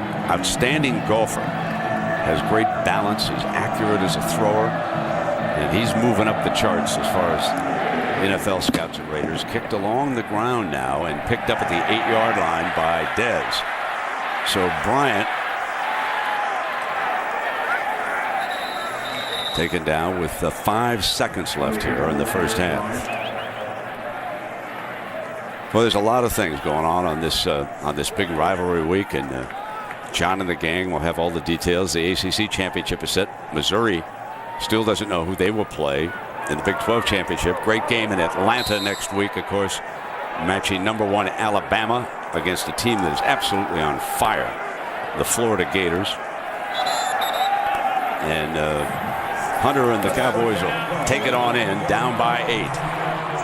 So good job by Mike Gundy's Cowboys. Let's go down now to Lisa with Coach Stoops. Thanks, Brent. Coach, first describe from your vantage point what you saw on that fumble. A lot of confusion on the field. We were unsure what was going on. What did you see? We recovered the football and it was down, and then when we got up, they picked it up, and so we were pretty sure we had it. All right. Now, a close game, and from a nice, long, steady, efficient drive to end the half. What impressed you most about your offense on that last touchdown drive? Well, just the poise to come back and put it in the end zone, overcome a little adversity. We need to run the football better, hopefully, in the second half. We need to. Defensively, we had some third downs where we've had some pressure and haven't been able to finish the sack. All right, thanks a lot. Good luck in the second half. Brent? All right, Lisa, thank you. Hey, let's send it to the gang at Times Square Studio. Big John is there with Craig James, the Flutie Man, for the Capital One halftime report. Take it away, John. In Stillwater, each team scored 3 times the difference in the first half. Oklahoma State twice settling for field goals when they get inside the Oklahoma 30. Chris Fowler, Lee Corso, What do you think of the second half? Well, first of all, Oklahoma played very well defensively in there in the red zone, but also remember, Oklahoma came back twice and answered. When State got close to them, they answered with touchdowns. Showed a lot of class. Crucial drive at the end of the first half. Cowboys get the ball to start the second half. What would you do offensively for them in the next 30 minutes? Well, Oklahoma State, as long as you got Zach Robinson playing at quarterback, you got a shot. Remember, Oklahoma was a 7-point favorite this ball game. Hey, the experts thought it would be tough, and it is tough. Well, if style points are important for the pollsters, and who know what they're thinking out there with Texas and Oklahoma perhaps headed for a three-way tie, the Sooners have to do more in the second half. Oh, absolutely. They got to get back and destroy them unless they come back and make it a real close ball game. Then, not enough style points. So they have to do more work. They have to do a lot more. The second half is coming up. We'll return after this message and a word from our ABC stations.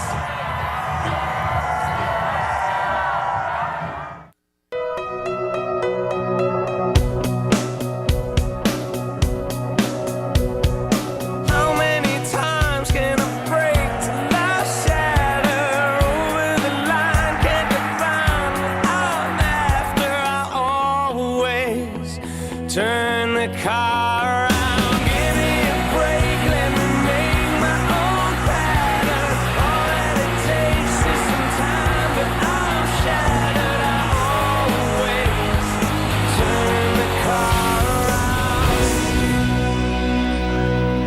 around. Saturday Night Football on ABC, presented by Southwest Airlines. With Kirk Herbstreit and Lisa Salters, I'm Brent Musburger. We welcome you back. An 8-point lead by the Sooners. 21 points ties their season low for the first half. They had 21 against Cincinnati and Texas. And Herbie, we may have a little story developing.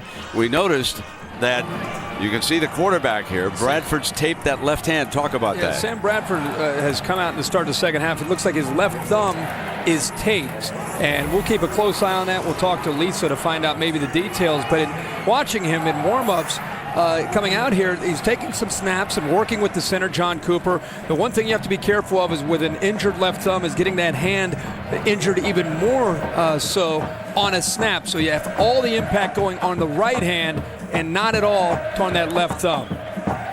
You don't want to read too much of the body language. No, he was flexing a little bit. And as Chris Fowler told you, Oklahoma State gets the first possession, and we cannot emphasize how important this is for the Cowboys, down 8.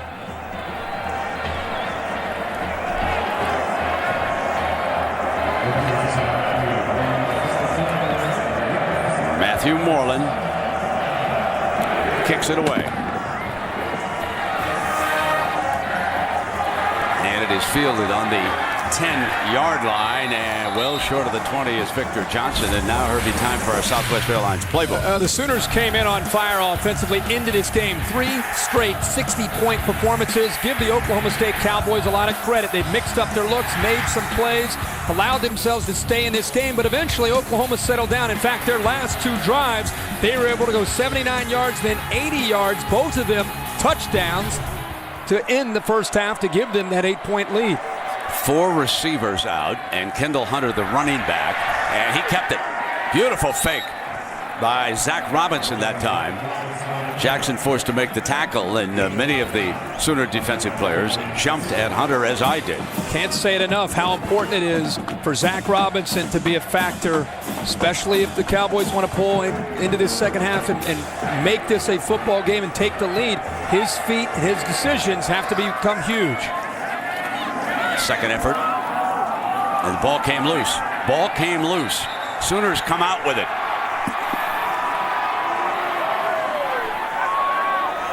And we'll let the officials sort it out. Referee saying third down. He's saying there was no turnover on that play. The defense is always going to react like that. See if Hunter is down. Once the ball comes out, there's no question that's a fumble, and there's no question that it was recovered by Nick Harris. And Brent, I don't think they stopped. They didn't have time there to stop the play. No doubt about it that Nick was Harris a fumble by Kendall Hunter, recovered by Nick Harris. Ball's not even close. The umpire should be looking right at it. Sure. And Oklahoma State gets to the line real fast. Wait till Bob sees that one on film. Play action. Fired down the middle.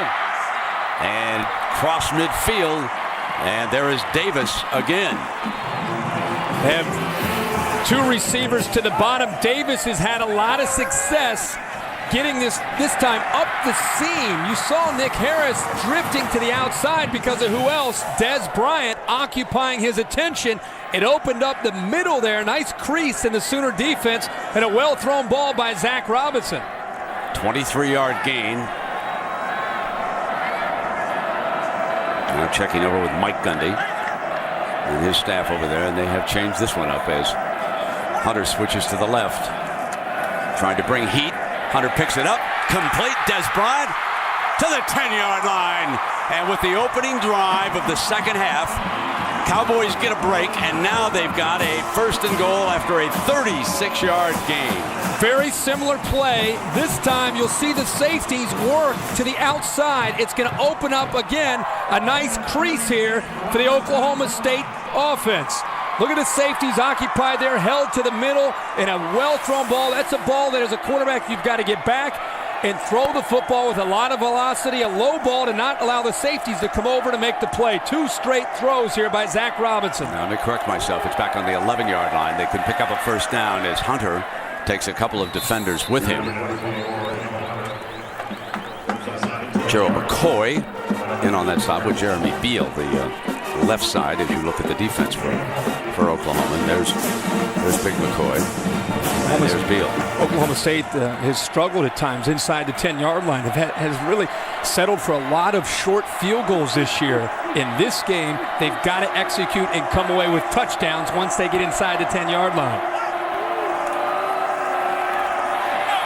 Zach going to take off short of the 5-yard line. That's going to bring up a third down. Beal again.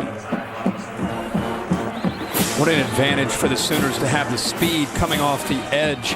The way you have Jeremy Beal and Frank Alexander, McCoy and Taylor, Bennett, Granger give you a good push up the middle. And then if the quarterback happens to step up, you can see the closing speed from Frank Alexander and Jeremy Beal coming from the outside in. There's confusion with the offense. Now the defense with a late substitution.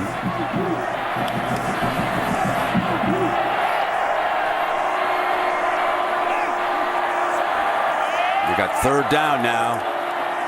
Play action, in trouble. They brought the heat. Caught. Touchdown, Des Bryant.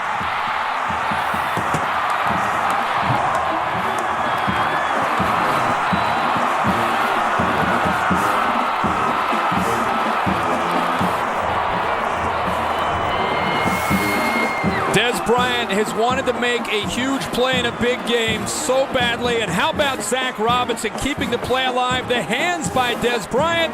And Brett, I can't help but go back to the early part of this drive when Kendall Hunter fumbled the football that Nick Harris recovered, that there was not enough time for the review to keep the drive alive, and the Cowboys capitalize on the opportunity. Third down. They go for two. Zach, and it's read perfectly by Beal. Picked up. It's a live ball now. They can go for two the other way. They are not going to stop Big Frank Alexander. He's going to rumble in for the deuce.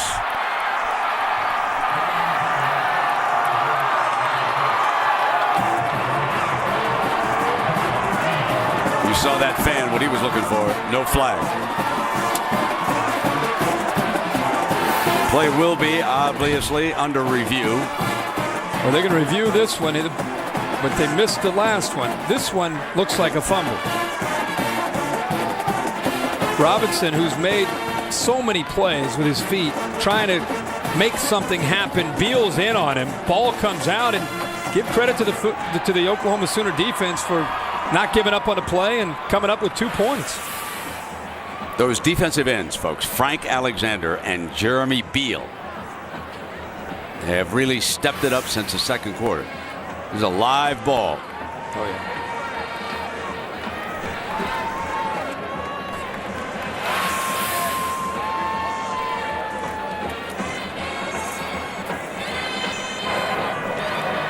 After further video review, the play is confirmed. 2-point touchdown for Oklahoma. So that makes it 23-19. Now, but let's go back earlier in the drive. Now watch, the ball clearly comes out. And watch number 5 right there. He sees it, got it, and for whatever reason, it was ruled dead. And Oklahoma State capitalizes. Fight. This ESPN telecast available in high definition on ABC HD in the thick of things. And it has been better. 23-19. A 4-point margin right now.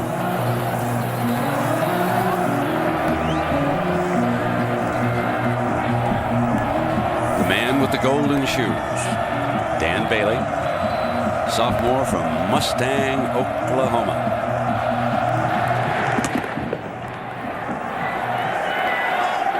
At the goal line is Murray. The ace back looking for daylight, stopped at the 25-yard line. Herbie? We've talked quite a bit about this, but Kendall Hunter fumbling this football. The Sooners, Nick Harris recovering it. He is called down, gives the Cowboys, who hurry to the line, an extra chance. They convert a few big passes. They get down inside the 10-yard line, and Zach Robinson's athletic ability keeps this play alive. Des Bryant with a sensational catch. First down and 10. Murray is alongside Bradford. Bradford with that taped left finger. Non-throwing hand. On the move. Throws incomplete. Iglesias, the intended receiver. And Herbie, the drive charts, they tell a story now. Sure do. You see the second drive, they took advantage of an interception by Dominique Franks. Short drive. Other than that, they were forced to punt, and then they settled down their last 2 drives to end the half. They converted a number of third downs. One drive they were 4 for 4. The other drive they were 3 for 3. Big on third down and able to come away with 14 points. Second, Murray picks up a couple of yards before he is thrown down. That's the shocking thing to me, Brent, so far tonight. Tim Beckham, the defensive coordinator from Oklahoma State, deserves a ton of credit. The whole defense does. Oklahoma's been running the football at will in the last 5 weeks. Good look there at Tim Beckham. And so far they have 68 yards on the ground. Constant confusion, moving people around. They've done it the whole game. Changing the front. 3 down, fires, deflected, complete, look out! End zone ahead for Gresham. The ricochet man puts up 6 more. 73 yards.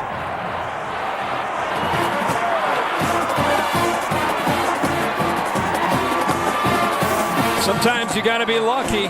Sam Bradford actually puts this ball on the money right into the hands of Manny Johnson. The ball goes right off of his hands. And who's sitting there waiting? Then the young man who's had the biggest night for this Sooner offense, Jermaine Gresham. Right place at the right time. 6 points on the board for the Sooners. Here's little Jimmy Stevens. All 5, 6 of him. Tacks one on. All I can say, folks, luck be a lady tonight. 30-19.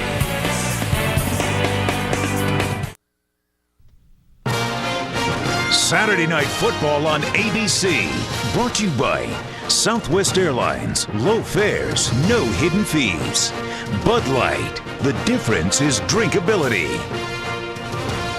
Powered by Pontiac. Official performance machines of the NCAA. And Pacific Life. For insurance, annuities, and investments, choose Pacific Life. The power to help you succeed. All the memories over there in Heritage Hall, Oklahoma State history. And again, our Big 12 update. Here's the scenario now. If Oklahoma wins it, they would create a 3-way tie for first, and then the BCS ranking, the highest ranking. Remember, Texas had a slight lead coming into this game. If Oklahoma State wins, of course, then Texas Tech would play Missouri next Saturday. Here's on the 10-yard line, Cox. Let's go back to this touchdown, Herbie. Again, Sam Bradford would love to say that this is a play they work on Thursdays. The ball's pretty well thrown. It's a third down pass that Manny Johnson should have been able to catch. Goes right off of his hands, almost like he pushed it forward to Jermaine Grisham sitting on the backside. You're wrong. They work on a Wednesday. Oh, my fault. My fault. Lisa. Well, Brenna, I was talking to Mike Gundy before the second half started, and he said, you know what, our defense has played well. Their tight end has got a lot of tip balls, but eventually those tips are going to come to us. Obviously, eventually hasn't started yet for Oklahoma State. Yeah, exactly. Kendall Hunter with the first carry. Yeah, I want to remind everybody that Jermaine Grisham is 6'6", 260, and the speed that he has on the outside when he's running away from people. This time, showing Hunter here on first down. Cowboys need to bounce back and again answer. We always talk about that, how important that is in college football because of the emotions. Now the Cowboys, ball is back in their court. See what they can do. Zach is pulling out from an option look. Can't find an open man. Splits the defenders and picks up a first down. A Tarkenton-like run, if you will. Very, very athletic quarterback who's improved so much with his passing over the last couple years, but at the end of the day, he's a dual threat guy that can make you pay for it if you don't have contain. This is a very athletic defensive line from Oklahoma, and he's running circles around him right now, and he's picking up huge chunks of yards for the Cowboys. Kept it. Here he comes. Another first down. Let's check in with Matt in New York. Matt. Hi, Brent, Sports Center right now, powered by Vizio. Oregon built a 20-point lead in Corvallis on Oregon State. The Beavers have only been able to trade touchdowns since. The lead is now 13, and an Oregon win would open up the door for USC to head to the Rose Bowl by beating UCLA next week. In the meantime, Trojans are absolutely smothering Notre Dame on ESPN. The Irish recorded their first down of the game on the last play of the third quarter. It's 31-3. Now we go. First down. Charlie still calling plays? I believe he is, sir. Yes, sir. First down and 10 now. Zach fires over to Des Bryant. They've got another first down. And Des Bryant is starting to make an impact as we take a look at the Pacific Life game summary, and we have been keeping you up to date. We started the evening. We said these two running backs would be a factor in the game. And I mean, you look at the numbers, pretty similar. You have to say Kendall Hunter right now has probably been a bit of a factor for the Cowboys. DeMarco Murray started the game fast with a big touchdown, but the Cowboys have done a pretty good job of containing him and the Sooners running game. You know, I go back to a decision that Coach Mike Gundy made that I'm not sure was the right one. When he went for two early in this game, as I look at that 30-19 margin right now, here's Hunter spinning down there. They're down by 11 points, Herbie, and had they kicked it, they'd be sitting on a 28-20 game, still by 8. I don't know if you want to chase that early. I was surprised in the third quarter, midway through the third quarter. A lot of scoring is going to be going on here to take an automatic opportunity to get that extra point away. I've seen that a few times in some of the games today. Georgia Tech was playing a little bit of that game with Georgia. They're going for two early in that game with Paul Johnson. Ended up winning that game. Huge win for Georgia Tech.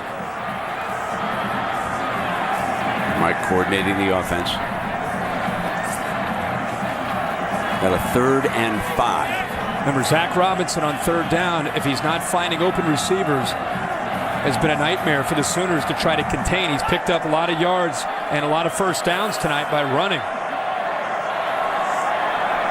Pettigrew has been quiet as a receiver, active as a blocker, 3-down lineman, and he's lead blocked that time as Hunter came across the 30-yard line and Beal tripping him up. And Pettigrew, a very fine tight end, and he was one of the lead blockers over there that time. That time on 3rd and 5 with a play call here with the zone read, the handoff to Hunter. You got to believe that Mike Gundy realized that he had 2 downs to pick up 5.5 or 6 yards. Came pretty close there on his first attempt, but had every idea in the world of going for this, no matter what the results were. There's our charts. We love to see that. They use it at home and the road. Got to hurry now. He's down to 2 seconds. Got it off. Broke to the 20, 10, end zone, touchdown, coming back.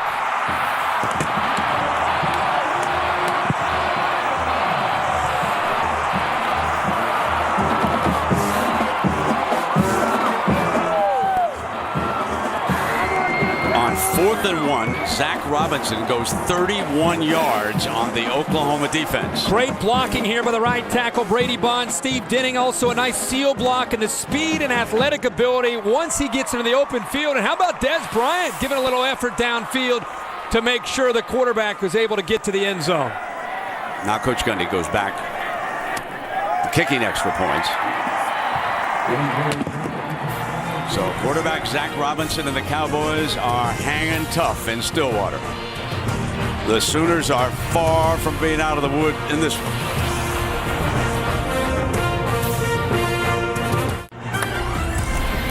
Monday Night Football on ESPN at 8:30 Eastern. The Jacksonville Jaguars and the division rival Texans in that game. A pretty good rookie down Houston way. Steve Slayton came out of West Virginia.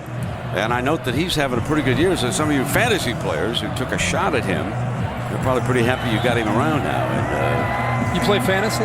No, I don't either. I don't understand. I play real ball, real number. Oh, no, I mean, boom, boom goes the foot. Fielded at the 4 by Iglesias. To the 26-yard line, and let's go back to Herbie's tip drill.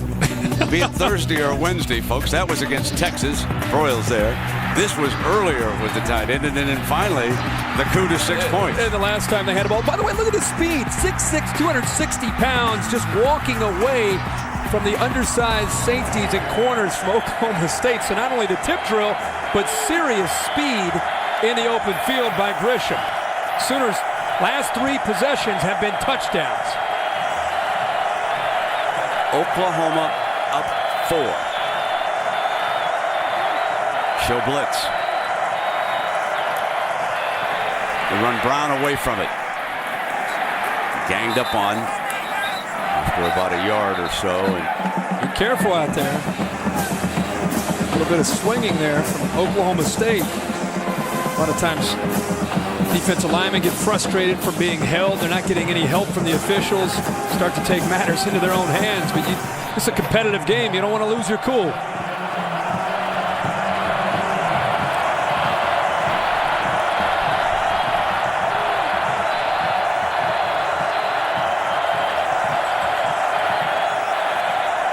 That's Sexton, the linebacker, who's creeping up. Bradford throws in underneath to Brown, and this makes it 3rd and very short. I think because Oklahoma State is doing a good job at the line of scrimmage and taking away the running game, Sam Bradford, which he's done these last few possessions, is going to have to get most of the yardage through the air to soften things up a bit, and then you can get back to running the ball. Toss play with Brown, struggling. Bust for the first down. That was a fine run by Chris Brown, the junior from Louisiana. I mean, they are fighting, scratching, clawing for everything that they can get when they try to run the football. You get 9 guys up at the line of scrimmage on 3rd and short, and Lemon is there to hit Brown short of the first down, but the toughness there and the power by Chris Brown gives the first down. Derek Burton is down, shaken up, and being tended to. Well, we welcome in a friend of ours who's certainly watching the game very closely down in Austin, Coach Mack Brown of the Texas Longhorns. And Mack, first let me ask you, what are you seeing here tonight? What do you see with the Oklahoma Sooners, my friend? Well, we're seeing 2 great teams, Brent and Kirk. I mean, we played them both and beat both of them and knew they were a good football team, and Oklahoma State's tough at home. And so I'm not surprised by anything I've seen tonight. Mac, what is your feeling on the 3-way tiebreaker in the system and getting down to the BCS standings, I guess, is the 5th tiebreaker when you have 3 teams that are tied? I mean, do you think this is the best answer? Well, Kirk, number one, it's 3 really good football teams with Texas Oklahoma and Texas Tech, and somebody's going to be really disappointed tomorrow. There'll be two teams that probably deserve to play in a championship that won't get there.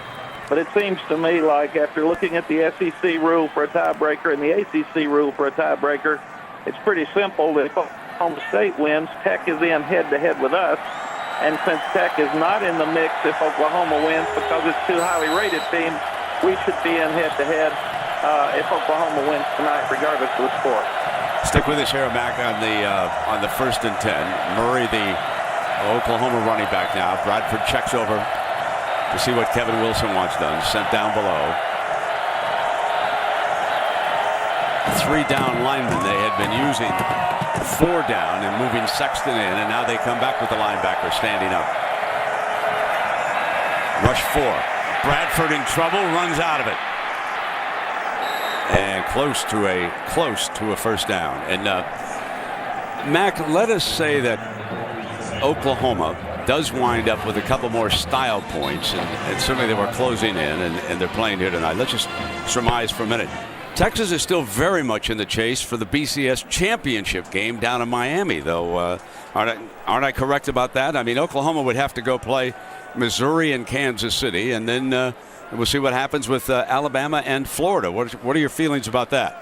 Well, there's no doubt. I do think the Big 12 will revisit this rule, Brent, next spring, because head-to-head, if we talk about playoffs all the time, when you play head-to-head and it doesn't count, it's really hard to act like playoffs would make a difference. Our kids have played great. They are in the mix. You guys saw the Texas-Oklahoma game. It was a classic, but it was on a neutral field, and we won the game. So I think that's where I would be coming from.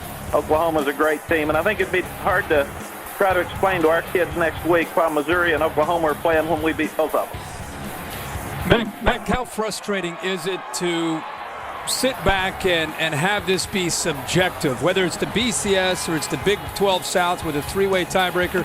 As you said, you guys don't have to apologize for anything, the season that you've enjoyed this year, but to sit back and to not have any control over this has to be very difficult. No, I think the only thing that can come out of this good, Kirk, because, again, there'll be 2 good teams not go, is that hopefully everybody will revisit this system and not have kids not be able to get someplace when they've accomplished what they needed to on the field. Mac, well, thank you very much for being with us tonight, and good luck regardless of what happens. You and the Longhorns have had a wonderful season, and we've enjoyed covering some of the games, I'll tell you that. The Big 12 South, ladies and gentlemen, has been just a wonderful, wonderful conference. And, you know, we watched a couple games from the north. Herbie, the Nebraska comeback with a 57-yard field goal against Colorado. And then the Missouri-Kansas game, a conference that has had a great, great year.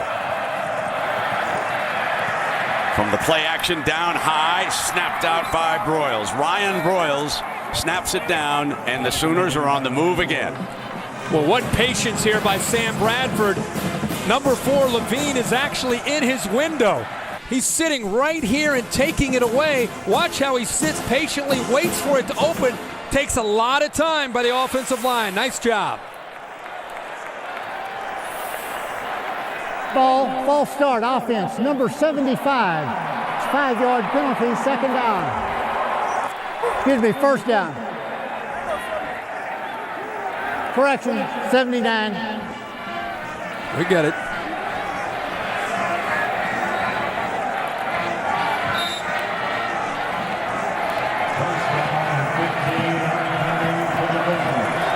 First down of 15.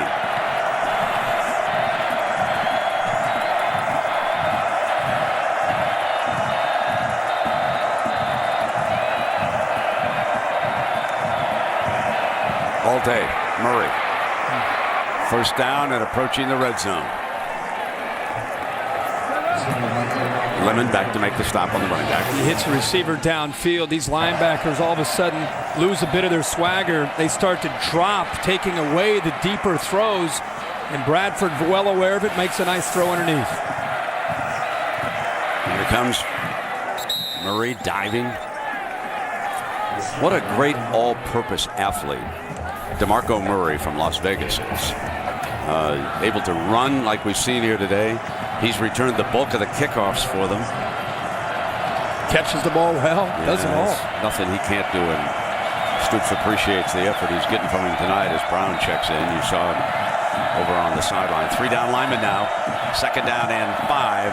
Oklahoma State back on their heels again on this drive. They show blitz. And Brown breaks free, and a 1st and goal. Just shy of the 7-yard lines where that ball is going to be spotted, I believe. Chinasa tried to jump the snap count. Defensive lineman actually lined up as a linebacker. He got through, but as he picked a gap to go through, Chris Brown decided to take the next one to the outside.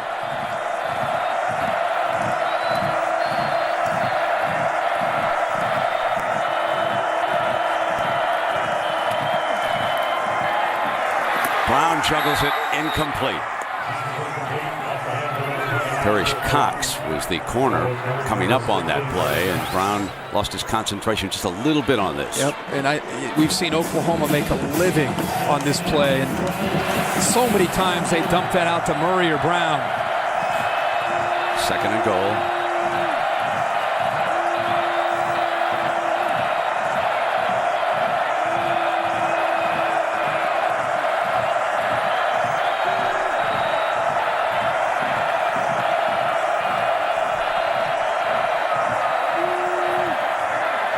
Lob end zone, incomplete.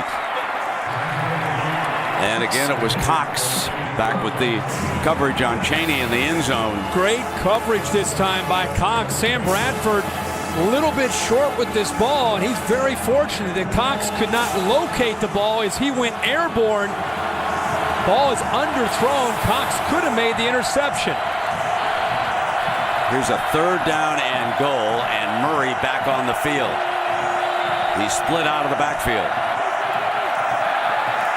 Bradford in trouble.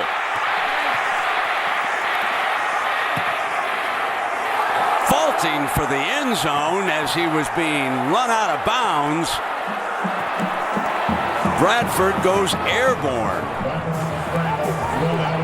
Brent, how about the athletic ability here by Sam Bradford? We've talked on and on and on about Zach Robinson. Bradford goes up in the air, gets forced out by Ori Lemon, but he ran away from Levine, who's chasing him from the backside before he went up into the air. What a spectacular picture that is. 4th down and goal now. Look back over with Brown set in there behind Matt Clapp, the fullback. Gresham, the talented tight end, is over on the right. He's been a nightmare. Fumbled on the snap. Touchdown, Bradford.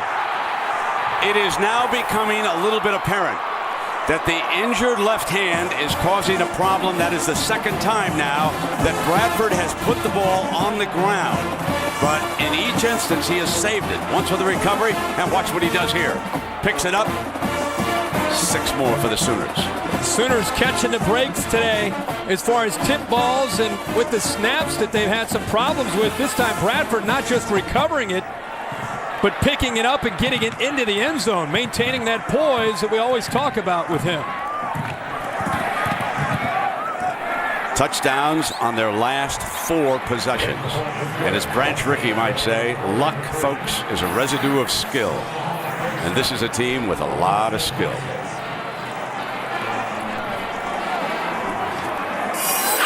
Well, we've got a brand new season almost here. Lost, the premier event Wednesday, January 21st, starting at 8, 7 Central on ABC. And, of course, a reminder, next week, championship week. And lots of great games coming your way. And, Herbie, you and I will be in Kansas City for the Big 12 championship, matching Missouri against one of 3 teams. Let's go back and look at Sam Bradford, Brent, because one thing that got overlooked is not just his speed. Well, how about this? A little bit of a stiff arm for Levine to get him away, and then he starts to outrun him. I think people love to see Sam Bradford, known as a pocket quarterback, a guy that's going to sit usually and hurt you with his arm. Tonight he's shown he's not afraid to not only run the football, but do whatever it takes to try to get the ball into the end zone. He goes airborne, and then, of course, is able to score the touchdown in the next play.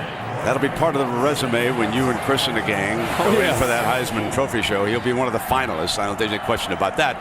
Colt McCoy, Tim Tebow, Graham Harrell. all those great quarterbacks, and it's been a close race, dogfight among these youngsters for that #1 award. I'm sure they're more interested in winning football games. And there is Bradford looking down at the hand. He's put a couple on the ground here tonight on snaps. Fielded at the 5 by Victor Johnson. Johnson thrown out of bounds, and we'll check in with Matt Weiner in New York for an update. Matt. All right, Brand, our nominee for the Pontiac game-changing performance comes from Chestnut Hill, where Boston College won the ACC's Atlantic Division today with a little help from a Flutie, Billy Flutie, executing the fake field goal, passing it to Jordan McMichael, Doug's nephew, with the 76th Boston College touchdown pass thrown by a Flutie. Look for your Pontiac game-changing performance starting tomorrow morning on ESPN.com. Well, those Fluties, they throw those TD passes. That's great. 28-21, BC goes to Tampa in the ACC championship. First down and 10. Zach Robinson, and here's Kendall. Out to the 40-yard line, and brought down by Lindy Holmes, number 11. Kendall Hunter started this game so fast. I mean, made so many plays. And eventually we've seen Zach Robinson help him out. I talked about that in the first half, how Hunter can't do it alone. Robinson has picked up the slack. But again, it's nice to be able to go over the sophomore, Kendall Hunter, 5'8", 190 pounds. Defense was ready that time. Nothing doing in. Austin Box, the redshirt freshman middle linebacker, stepping in there with Beal. We haven't called Box's name as much as we did last week against Texas Tech.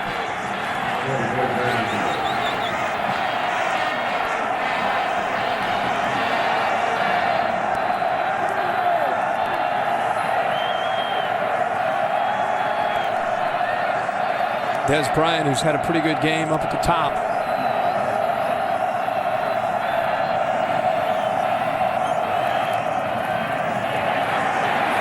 First down. Punished at the 48-yard line. Box again. Good coverage by Oklahoma, but how many times does Oklahoma have to see this? They know it's coming, but if you're going to take away all the receivers, there's room. There's nobody left to take away the mobile, athletic Zach Robinson. The mobile quarterback, hey Herbie? Hard to account for. Yep. Saturday Night Football presented by Southwest Airlines returns after this message and word from our ABC stations.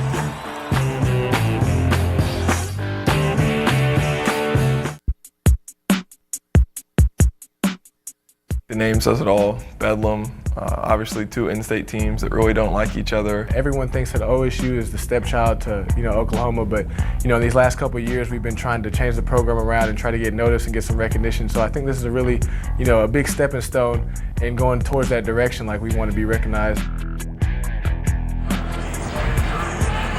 Bedlam indeed.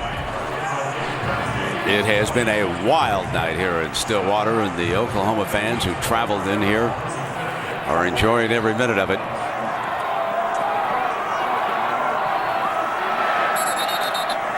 Before the snap. Dead ball, false start, offense, number 54. It's 5-yard penalty, first down.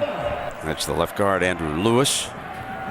That's exactly how you don't want to start the fourth quarter, coming out of a TV timeout.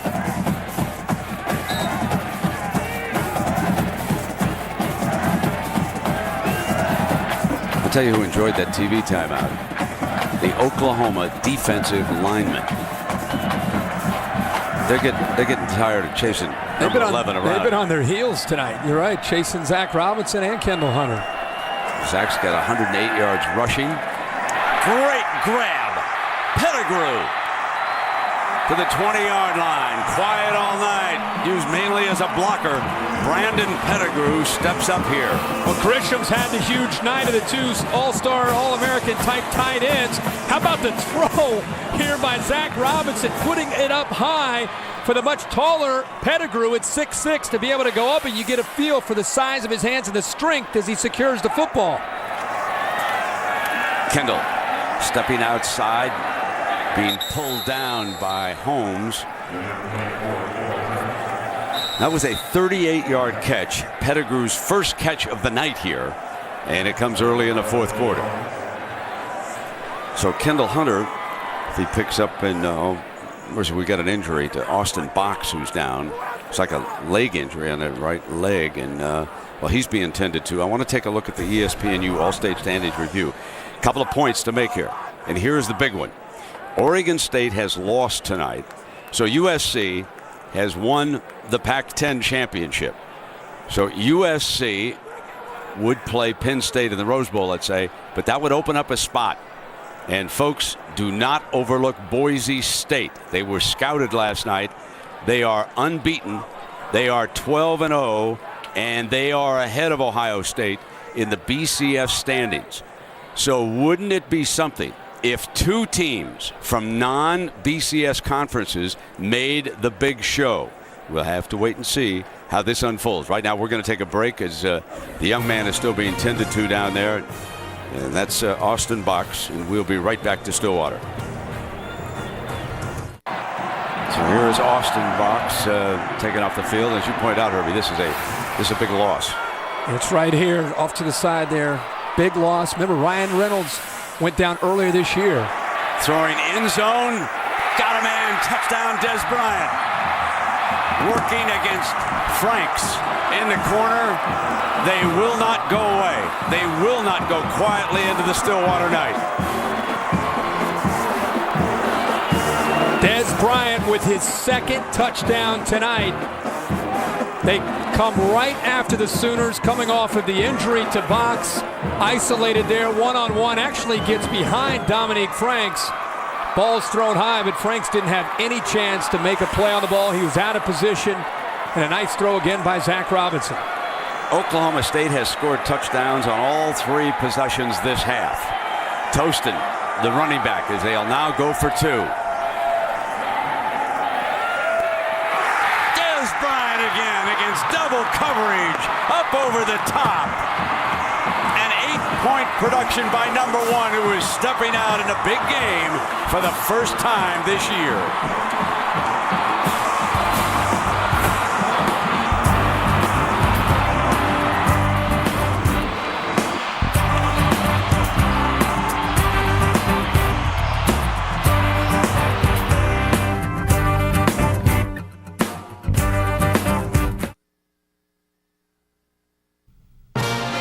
Saturday Night Football on ABC. Brought to you by Southwest Airlines. Low fares, no hidden fees. The 2009 Cadillac CTS. Samsung Mobile. To predict the winning teams, text RIVAL to 43776 during Rivalry Week. And Gatorade Thirst Quencher. Gatorade. Is it in you? Eskimo Joe's, folks. It's a tradition like no other here in Stillwater. Herbie, get some of those cheese fries. Give me two of those. Woo! Whoa, baby. That looks good. Canby has been happening here since 1975. Well, bedlam. Sheer bedlam. What a game. Fielded back on the 5-yard line by Murray. What a workhorse he's been here tonight. Breaking free, got a seam, 40, midfield. Kicker is back, slows him up. Dan Bailey, the man with the golden shoe, forced to play a little football. Well, Dan Bailey throws his nose in there, but great blocking by the Sooners here. Look at the crease and then the speed to the outside. The block to the top of the screen opened it up. And boy, when you see number 7 in the open field for the Sooners, it's very, very tough to bring him down. The Cowboys are lucky that Dan Bailey had the courage to step in there to slow him down. The fastest of the running backs, and that's why he's back. So Chris Brown will give him a blow now after a 69-yard return by Murray. 3 down linemen. Fill the gaps. Broyles still on his feet. That, folks, is a gang tackle. Might have to stay tuned after the game for your late local news over most of these ABC stations. As soon as we finish, and then over on ESPN Sports Center, we'll have all the highlights and talk about that story involving Plaxico Burress and the latest incident. Guess he was already out of the game until he accidentally shot himself, or at least that's the story I heard earlier tonight on ESPN. Second down and 9. Play fake. Bradford got time. Goes for the seam. First down. Iglesias to the 8-yard line. Boy, great anticipation by Sam Bradford of recognizing the soft spot in the zone and throwing the ball before his receiver is even into the window. He puts it there. Iglesias runs to the spot, protects himself, and Sam Bradford, before a blink of an eye, the Sooners return a big kickoff, and now they're inside the 10-yard line. Starting to feel like Missouri, Kansas earlier from earlier in the day. Brown cuts back to the 5-yard line. Lemon was among the defenders, and Sexton there too. You have a balanced attack, and a defense is trying to take away one thing, which is clearly tonight the Cowboys trying to take away the Sooners' ability to run the football. You got to put the ball into the hands of Sam Bradford in the passing game, and that's what they've been able to do here these last 4 or 5 drives.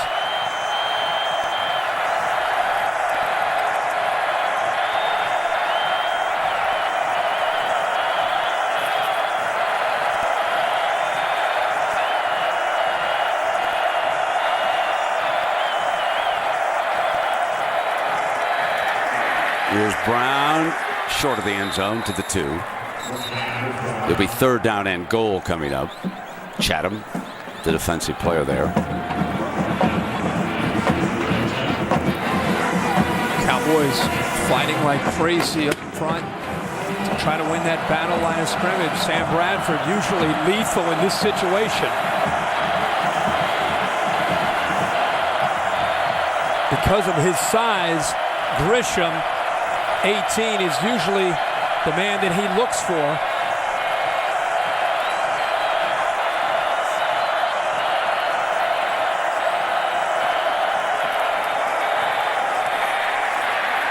Brown, and it's 4th and goal.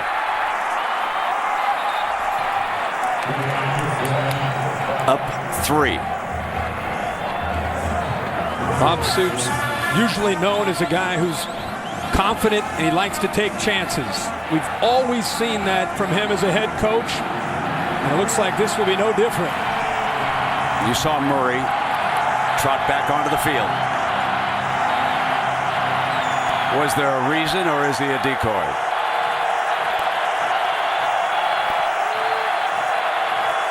He's flaring. Not open. Touchdown! And that is Brody Eldridge, the other tight end. And the first time that Bradford has looked at him all day, he comes uncovered, wide open. How about the poise of Sam Bradford on the road? Can't hear yourself think. Bedlam, a game that's going back and forth. You're thinking it's either Murray or it's Grisham, and instead it's off to the right. The backup tight end, Brody Eldridge. The defense does not account for him at all. It's almost like they looked at him as an offensive tackle. They didn't even think about him as a possibility of going out for a pass. Stevens Tech's on the point. That is 5 straight touchdowns now for Bradford and the Sooners. And in their last 2 possessions, they have scored touchdowns on 4th down.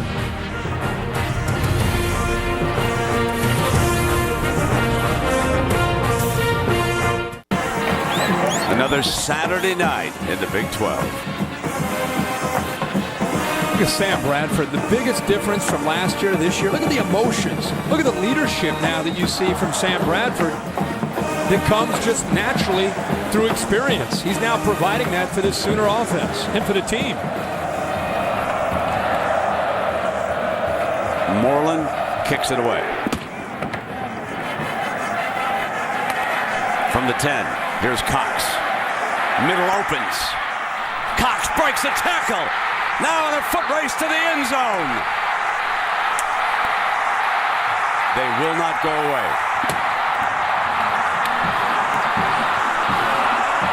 90 yards of pure bedlam.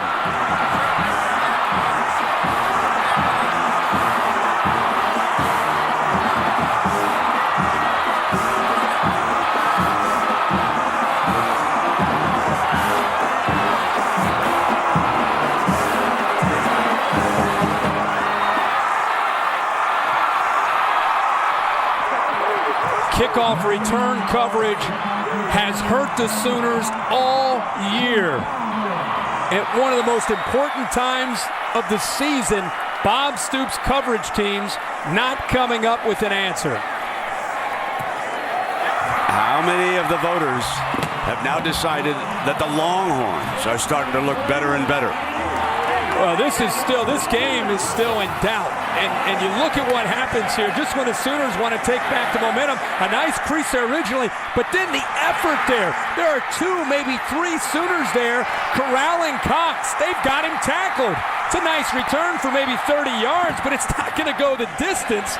Good job up front. They create the crease. Look at this, 2 or 3 guys. They're too busy trying to take the ball away instead of securing the tackle. And once Cox kept his balance, Brent, you talk about speed. Wow. Now it's Murray's turn. And Bullitt exhausted. That's Sherry Treat up in the saddle. Water, he needs some water.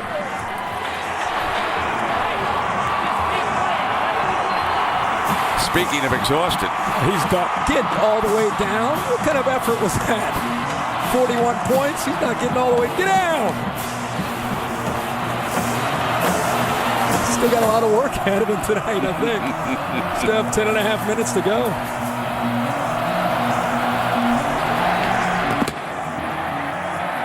Cowboys won't back away, and here he comes from inside the end zone. Murray stumbling, and he makes it out to the 36-yard line for the goal line. Wow, Herbie, as we look at the Pacific Life game summary, talk about the 2 quarterbacks here tonight. Well, it's been a lot of fun to watch these guys, and each have done it in their own way. Sam Bradford, look at the case he's making, by the way, for the Heisman Trophy. 25 at 38, over 300 yards. Great decisions, 3 touchdowns, no interceptions, and actually 16 yards rushing. But Zach Robinson has been sensational. The bottom number there, 108 yards rushing. His feet have kept the Cowboys offense alive and in this game. We have not had a punt in this game since the first quarter.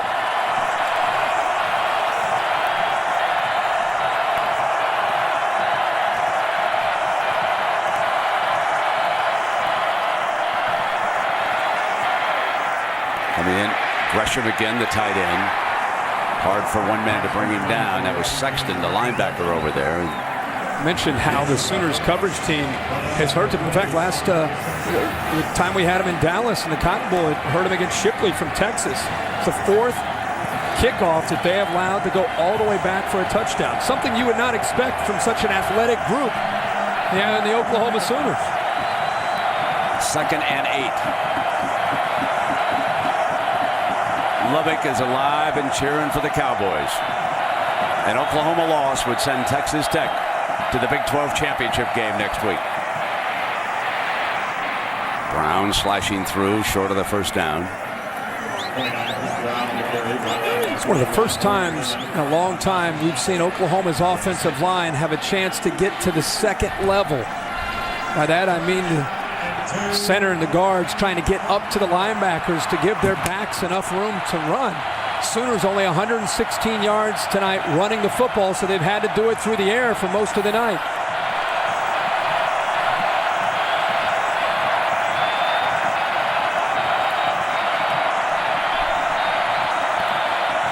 Off the silent count. Picks up the first down. Iglesias. And I know that's only going to go into the stats is just another conversion, another nice pass by Bradford. But because of where we are in this game with 9 minutes to go, and because it's going back and forth, the awareness, the poise, the decision-making, the crowd is trying to take him out of his game. He keeps his cool and continues to make great decisions.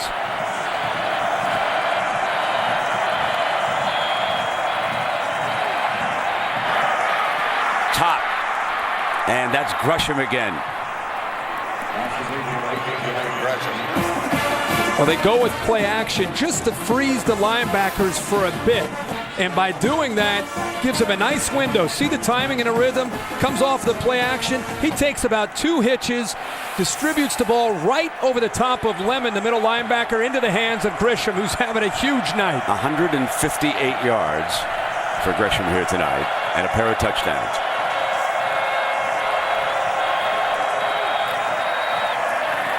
That flanker screen, Broyles has a first down at the 14-yard line. Price, the defensive back. Anytime you leave Broyles alone over the slot like this, Sam Bradford's going to call off the play that he originally wanted. Just get it out there right now to Broyles, pick up a block on the outside, and just like that, there's 10 yards and a first down.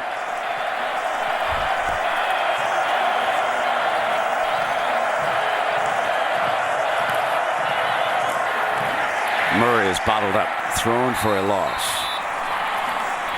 Of course, at the end of this wild one, we'll select a Chevrolet player of the game from each team, and Chevrolet will make a $1,000 contribution to each university's general scholarship fund.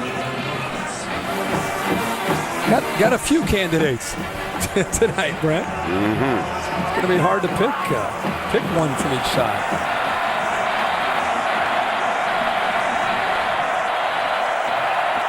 Murray has slipped out there to the left side.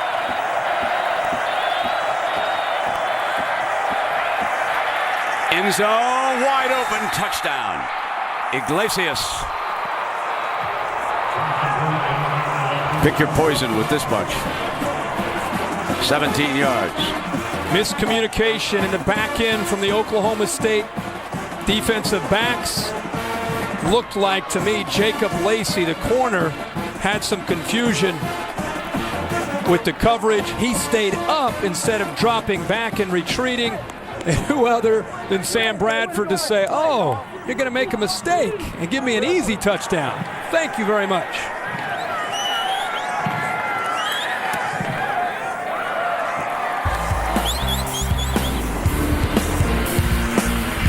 Six straight Oklahoma touchdowns. Can anyone stop this machine?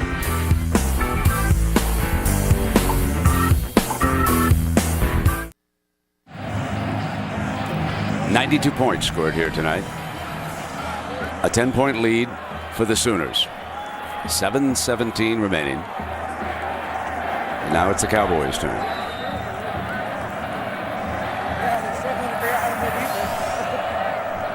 School record with his 82nd career touchdown pass. On the ground this time. And it'll come out on the 20-yard line. Sooner fans love that. Here's Iglesias on the touchdown. He's going to get to the outside. Now you see Oklahoma State, they're going to drop. They're going to drop. This man right here, Lacey, should drop, but watch what he does instead. See the confusion? He comes up, bites actually on Broyles, and look at Grisham. Look at Iglesias go right behind him. Easy read, easy touchdown for Oklahoma, and you can see Lacey on the back end of that play after Iglesias pulls away from him.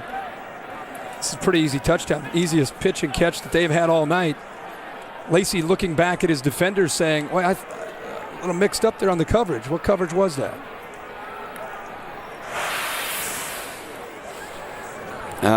Lisa, what's the situation with the young linebacker over there, Box, for the Sooners? Well, Brent, Austin Box, unfortunately out for the rest of this game. They believe that he has an MCL tear in his left knee, and they're telling him that he could be out up to 6 weeks. Brent? What a shame. They've already lost Reynolds.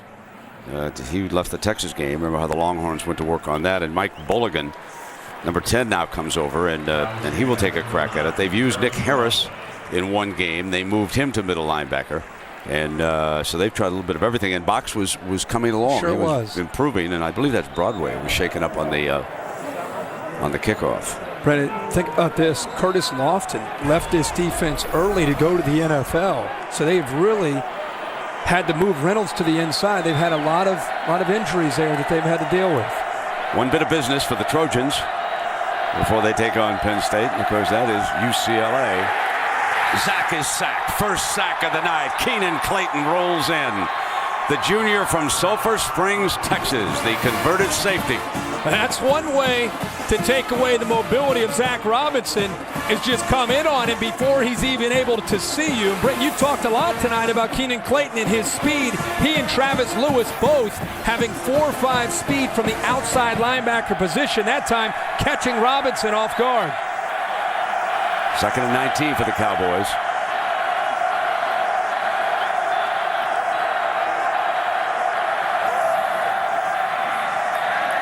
underneath, well short, and that was Bolligan, Mike Bolligan, who had moved to middle linebacker, up with a big hit.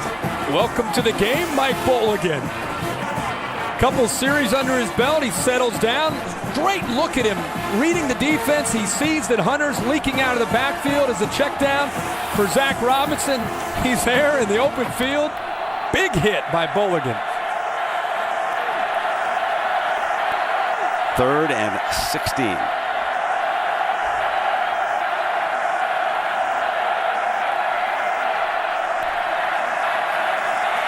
A lot of time.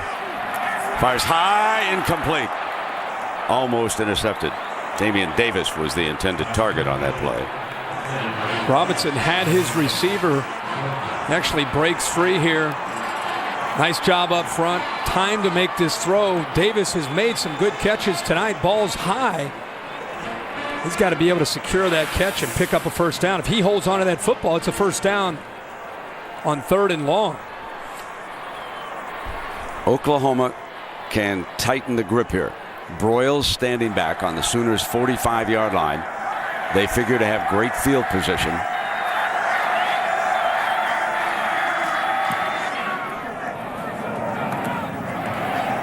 And over there on the side was Franks. And that'll be a short field for them. And a reminder that the Skins final tomorrow, 3:30 Eastern on ABC. KJ Troy took the money lead today, and Phil Mickelson, Stephen Ames, Rocco Mediate will be competing tomorrow 3:30. You know, the Sooners have not been able to run the football as much as they would like to. You got to think they've got to mix it up here and try to work the clock as much as they can.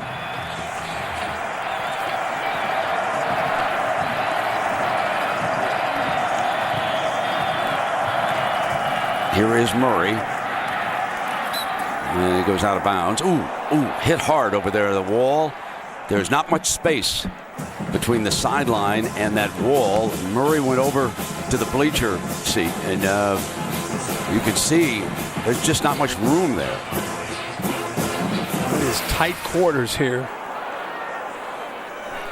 It's hit right as he's going out of bounds, and his momentum, boy. He's fortunate to be able to get up from that. Off on the sideline, and Brown will come in. 2nd down and 1 after the 9-yard burst by Murray. Murray's rushed for 64 yards.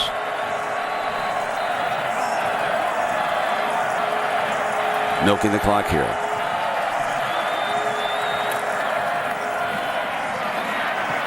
They get the first down and then some, and Chris Brown, tough to bring down. Let's show you how effective this Sooner offense has been here. The last 6 times they have scored, and more importantly, look at the distances that they have traveled. Anytime you're able to have 6 straight scoring drives with touchdowns, obviously that is good, but what I've been impressed with is their ability to answer the attacking style from Oklahoma State. I mean, the Sooners came in, their last 5 games, they've been running the football 273 yards a game on the ground.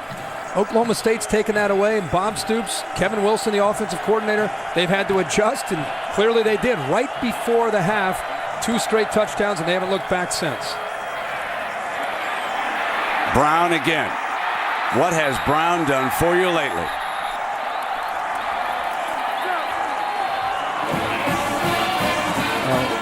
Right now, Oklahoma killing the will of Oklahoma State late in this game.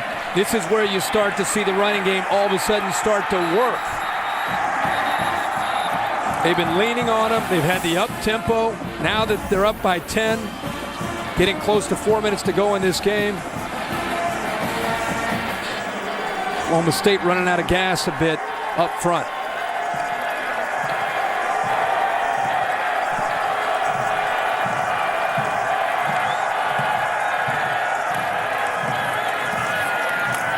Brown stopped at the 10. Chatham. And again, our scenario, Oklahoma wins, we'd have a 3-way tie for first in the South. Texas and Texas Tech, and the highest BCS ranking would advance. At the moment, Texas holds that, but it was a very slight lead over Oklahoma. And remember, it was the computers that had Texas rated quite highly. And we have a player shaken up, and that's Chatham who's down.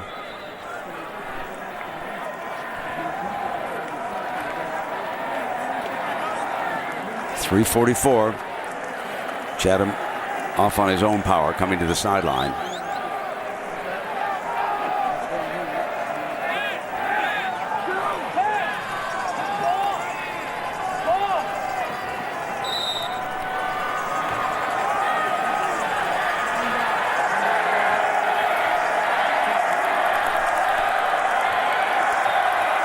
Three down linemen.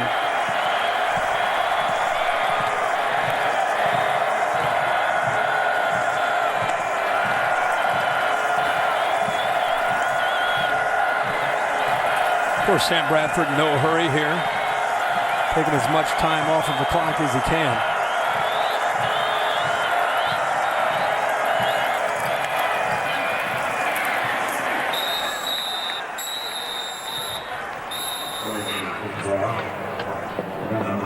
Levine making the stop. Timeout. Oklahoma State with 2 timeouts.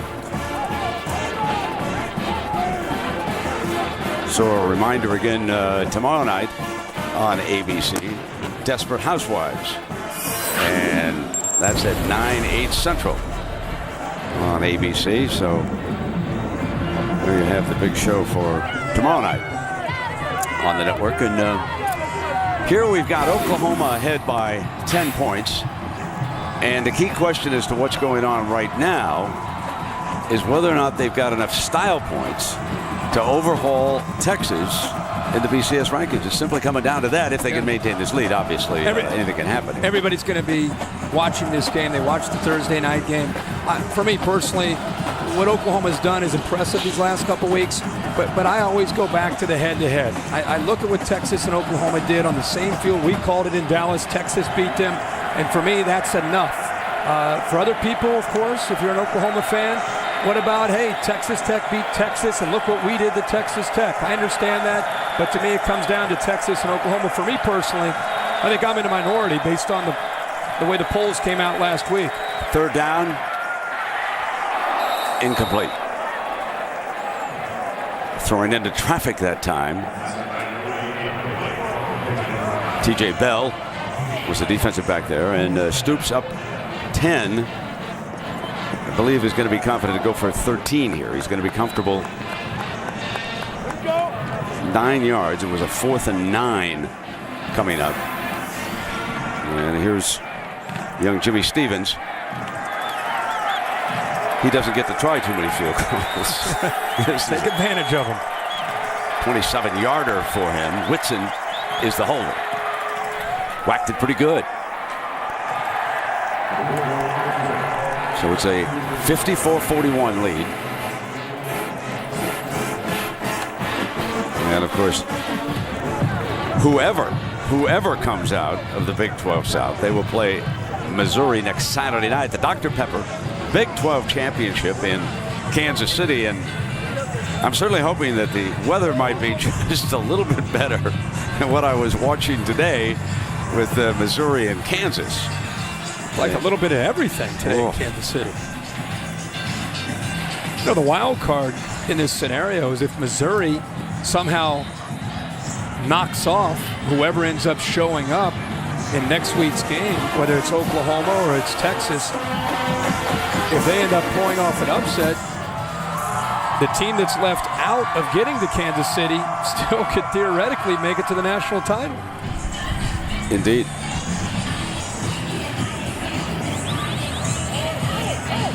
Boise State, I can hear that PR machine starting to roll. Everybody remembers what happens the last time they went to a BCS Bowl. I'm sure that the Sooners remember the Statue of Liberty play in one of the most exciting bowl games ever in the Fiesta Bowl. And of course, USC has to take care of UCLA next week.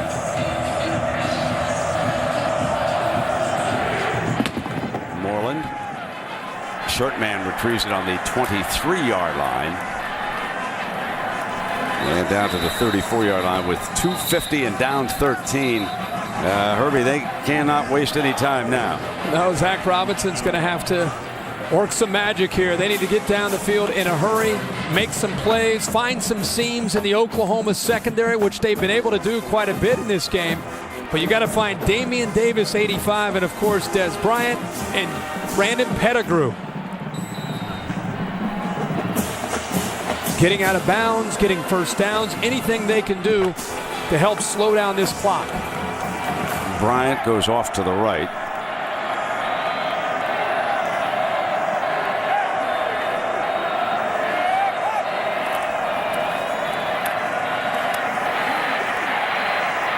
Zach throws it. Kendall came out as the safety valve, and Hunter picks up a first down and stops the clock.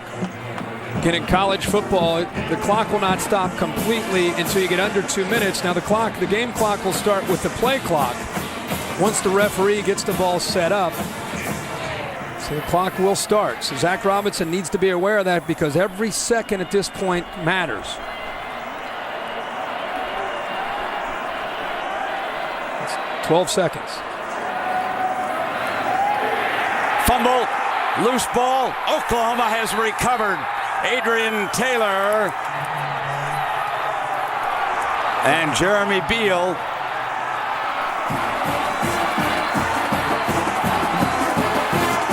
The Oklahoma defensive line usually takes control of football games. And the last 5 weeks, that's what we have seen. Now tonight, they've been held off to a certain extent because of Zach Robinson's mobility, but this time Jeremy Beal just has the speed and the power to go right around Brady Bond and catches Zach Robinson off guard, knocks the ball away, and the Sooners get it. That is Big Taylor down on the bottom with the recovery. 2 takeaways. Lead the NCAA in that category. The Sooners are closing in on a W. They want another touchdown. You know that, Brent. Here's Murray. Staying in bounds, keeping the clock moving. You said it in the open. Style points. Got a player shaking up down there now, and that's Cox, who returned that kickoff for a touchdown. Well, you know, Herbie, it's been such a busy weekend. We told you about this great game between Kansas and Missouri, and congratulations to the Jayhawks on that gut check up there and that weather, and Coach Mangino, and Florida crushing Florida State in the rain in Tallahassee. One of those teams on an incredible roll right now, and they'll play Alabama for the SEC title. Bama shutting out Auburn, ending 6 years of Iron Bowl frustration. And of course, Oregon going into Corvallis tonight. And Texas Tech escaping Baylor. Just so many great stories unfolding. 2:03 left here. And then they'll turn it over to coaches who vote in the USA Today coaches poll, and to the Harris poll, whoever that's made up of. And the computers will roll. Then they'll shake it all up, and then they'll pour it out, and they'll tell us who's going to play Missouri next week.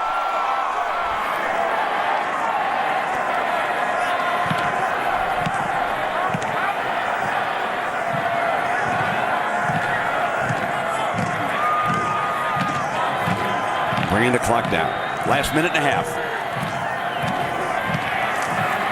Murray couldn't quite get the first down. Quentin Moore making the stop. Tell you what, the Cowboys had 2 weeks to get ready for tonight's game. Played very hard, probably about as well as they can play on the defensive side. It takes a lot to slow down the Sooners. As well as they've played, they've held Oklahoma to 54 points. Herbie, I think it says a lot about Oklahoma. I think it is very smart at this point for Stoops shut it down, to run the clock and shut it down. Might help. I'm sitting there thinking about. Might help him with. You know, there are some coaches who vote in that poll that say, I don't think we want to do that. If they score a touchdown on the ground, like Brown running here, you know, that's fine because it's up to the Cowboys to stop them. But you know, you don't want to go rubbing somebody's face in it when you're trying to make a statement. I mean, they put 54 points up on that board, on that scoreboard. They lead by 13. They were favored by 7, I believe, something like that. Only it was a short number because Oklahoma State plays very well here in Stillwater. And I think the feeling on the Oklahoma sideline is that if they won the game on the road, that they would get enough juice by playing Oklahoma State in the computers that they would be able to jump up. They'll take their chances with the voters. Sure. I mean, the voters had them ahead already. Yeah, that was the thing. Last week, what they did to Texas Tech at home impressed the coaches, impressed the Harris poll. That's why I felt if they won this game, that regardless of what Texas did, if they just went out and played well and won the football game, that it, based on the trend that we saw last week, you would think that Oklahoma would emerge and be in the Big 12 championship just based on the fact that they jumped them in both polls last week. It is clear he shut it down. He didn't throw the ball. And Johnson was over there getting ready to celebrate. And now it's 11 on 11. And here comes Brown. It opens middle, touchdown anyway.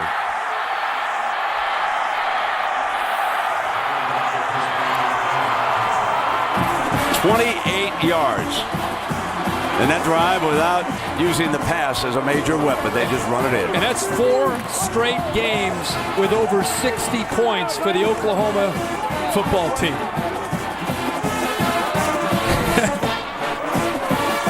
I don't care who they play and where they play them. They're going to score points.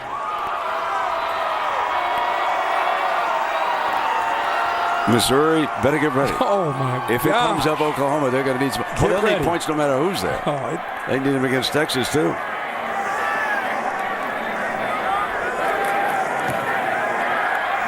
Tax on the extra point. We've had over 100 points scored here tonight. And the big boys up front just wearing down Oklahoma State. I told you, it's a different feel late in the game after a team has played with so much emotion, so inspired. Eventually you hit that wall, and Oklahoma right there to capitalize and take advantage of that. Found the crease, and Chris Brown gets upfield in a hurry.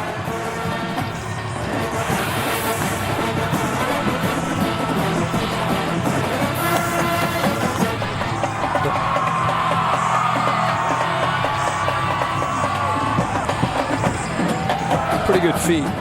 You go 4 straight. Bobby Jack Wright down there with Bob Stoops. Bobby Jack works with the defensive backs.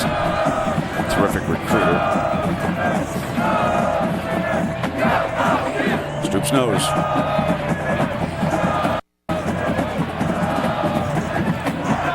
You always hug the center. When you're a coach, one guy you give a big hug to is your center. John Cooper, you take care of your center. Yep. Boomer Sooner. Be a happy trip back to Norman. What's your hunch? You think Oklahoma goes to Kansas City? They got the last show. Yep. That helps. Last 2 weeks. I'll be shocked if it's not Oklahoma. But we'll see.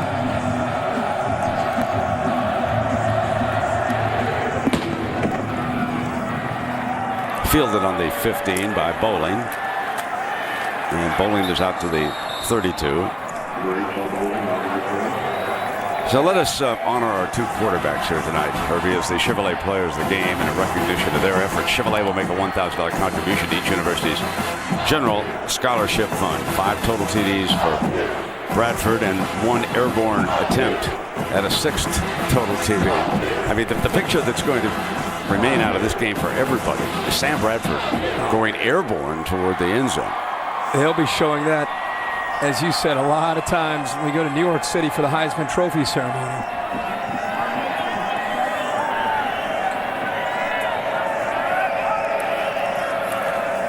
Oklahoma State, of course, will be going to one of the bowls. The Big 12 will send a lot of teams off for the bowl games. And here, folks, just enjoy this. Talk about effort. know, if Lemon's not there to push him out of bounds, he scores. He went up and over Cox, and he was going into the end zone. No question. Or Ricky Price, rather.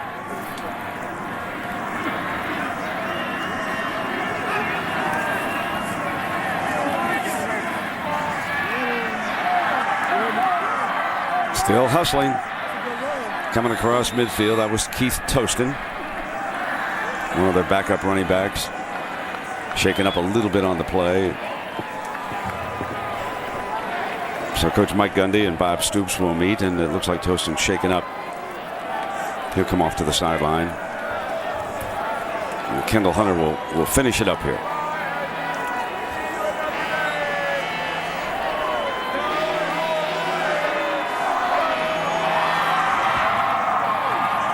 And the curtain comes down on another chapter in the Bedlam game.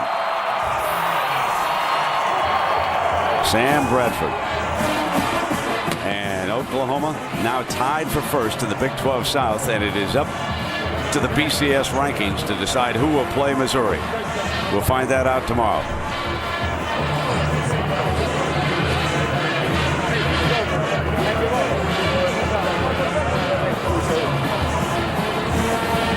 Let's go down to Lisa with Coach Stoops. Thanks, Brent. Coach, 7 of the 8 last 8 drives, touchdowns for you guys. What was really clicking for you? Sam Bradford, of course. You know, we didn't run the ball maybe overall as well as we'd like, but we did hit it there at the fourth quarter when we needed it. Sam, just incredible. The drive down here where he goes flying in the end zone, just made a play on his own. Great player, and special guy. The guys were talking about that play. When you saw him go up in the air like that, what were you thinking? I was thinking, get in. He's a tough guy. He can handle it. Now here we are, 3-way tie in the Big 12 South. Why does Oklahoma deserve to go to the championship game? You're not going to drag me into all that. Everyone, there's plenty of. Gotta drag you in. Right, there's plenty of reasons for us, as there are other people. So in the end, you know, our arguments just stated here again today. What we've done here down the stretch, and it'll be what it will be. Let me talk to your quarterback. Talk to the big guy. Sam, when you went airborne like that, what was going through your mind? It looked pretty bad. Yeah, you know, I don't know. Really, I didn't really want to go out of bounds. I felt like, you know, our team kind of needed a little spark at that time, so I was going to do everything I could to try to get in that end zone. They were not going away. When did you feel that your lead was safe? Probably with 30 seconds left when Chris Brown scored. So, yeah, I mean, they were a great team. We knew that their offense was going to put points up and that we had to keep answering back every time they scored. And what happened to your thumb? I don't know. It's all right. It's fine? Yeah, it's fine. So I got to ask you, too, 3-way tie, the Big 12 South. I mean, you heard Coach. I mean, you know, everything we did tonight kind of says why we should be there. So, I mean, it's out of our hands now, and we'll see how it ends up. What do you think it's going to be like waiting to see what happens? Waiting till tomorrow? Pretty nerve-wracking. All right, thanks a lot. Good luck to you. Brent? All right, Lisa. Thank you very much. Once again, our final score, Oklahoma 61, Oklahoma State 41. Next Saturday, we'll be in Kansas City for the Dr. Pepper Big 12 Championship.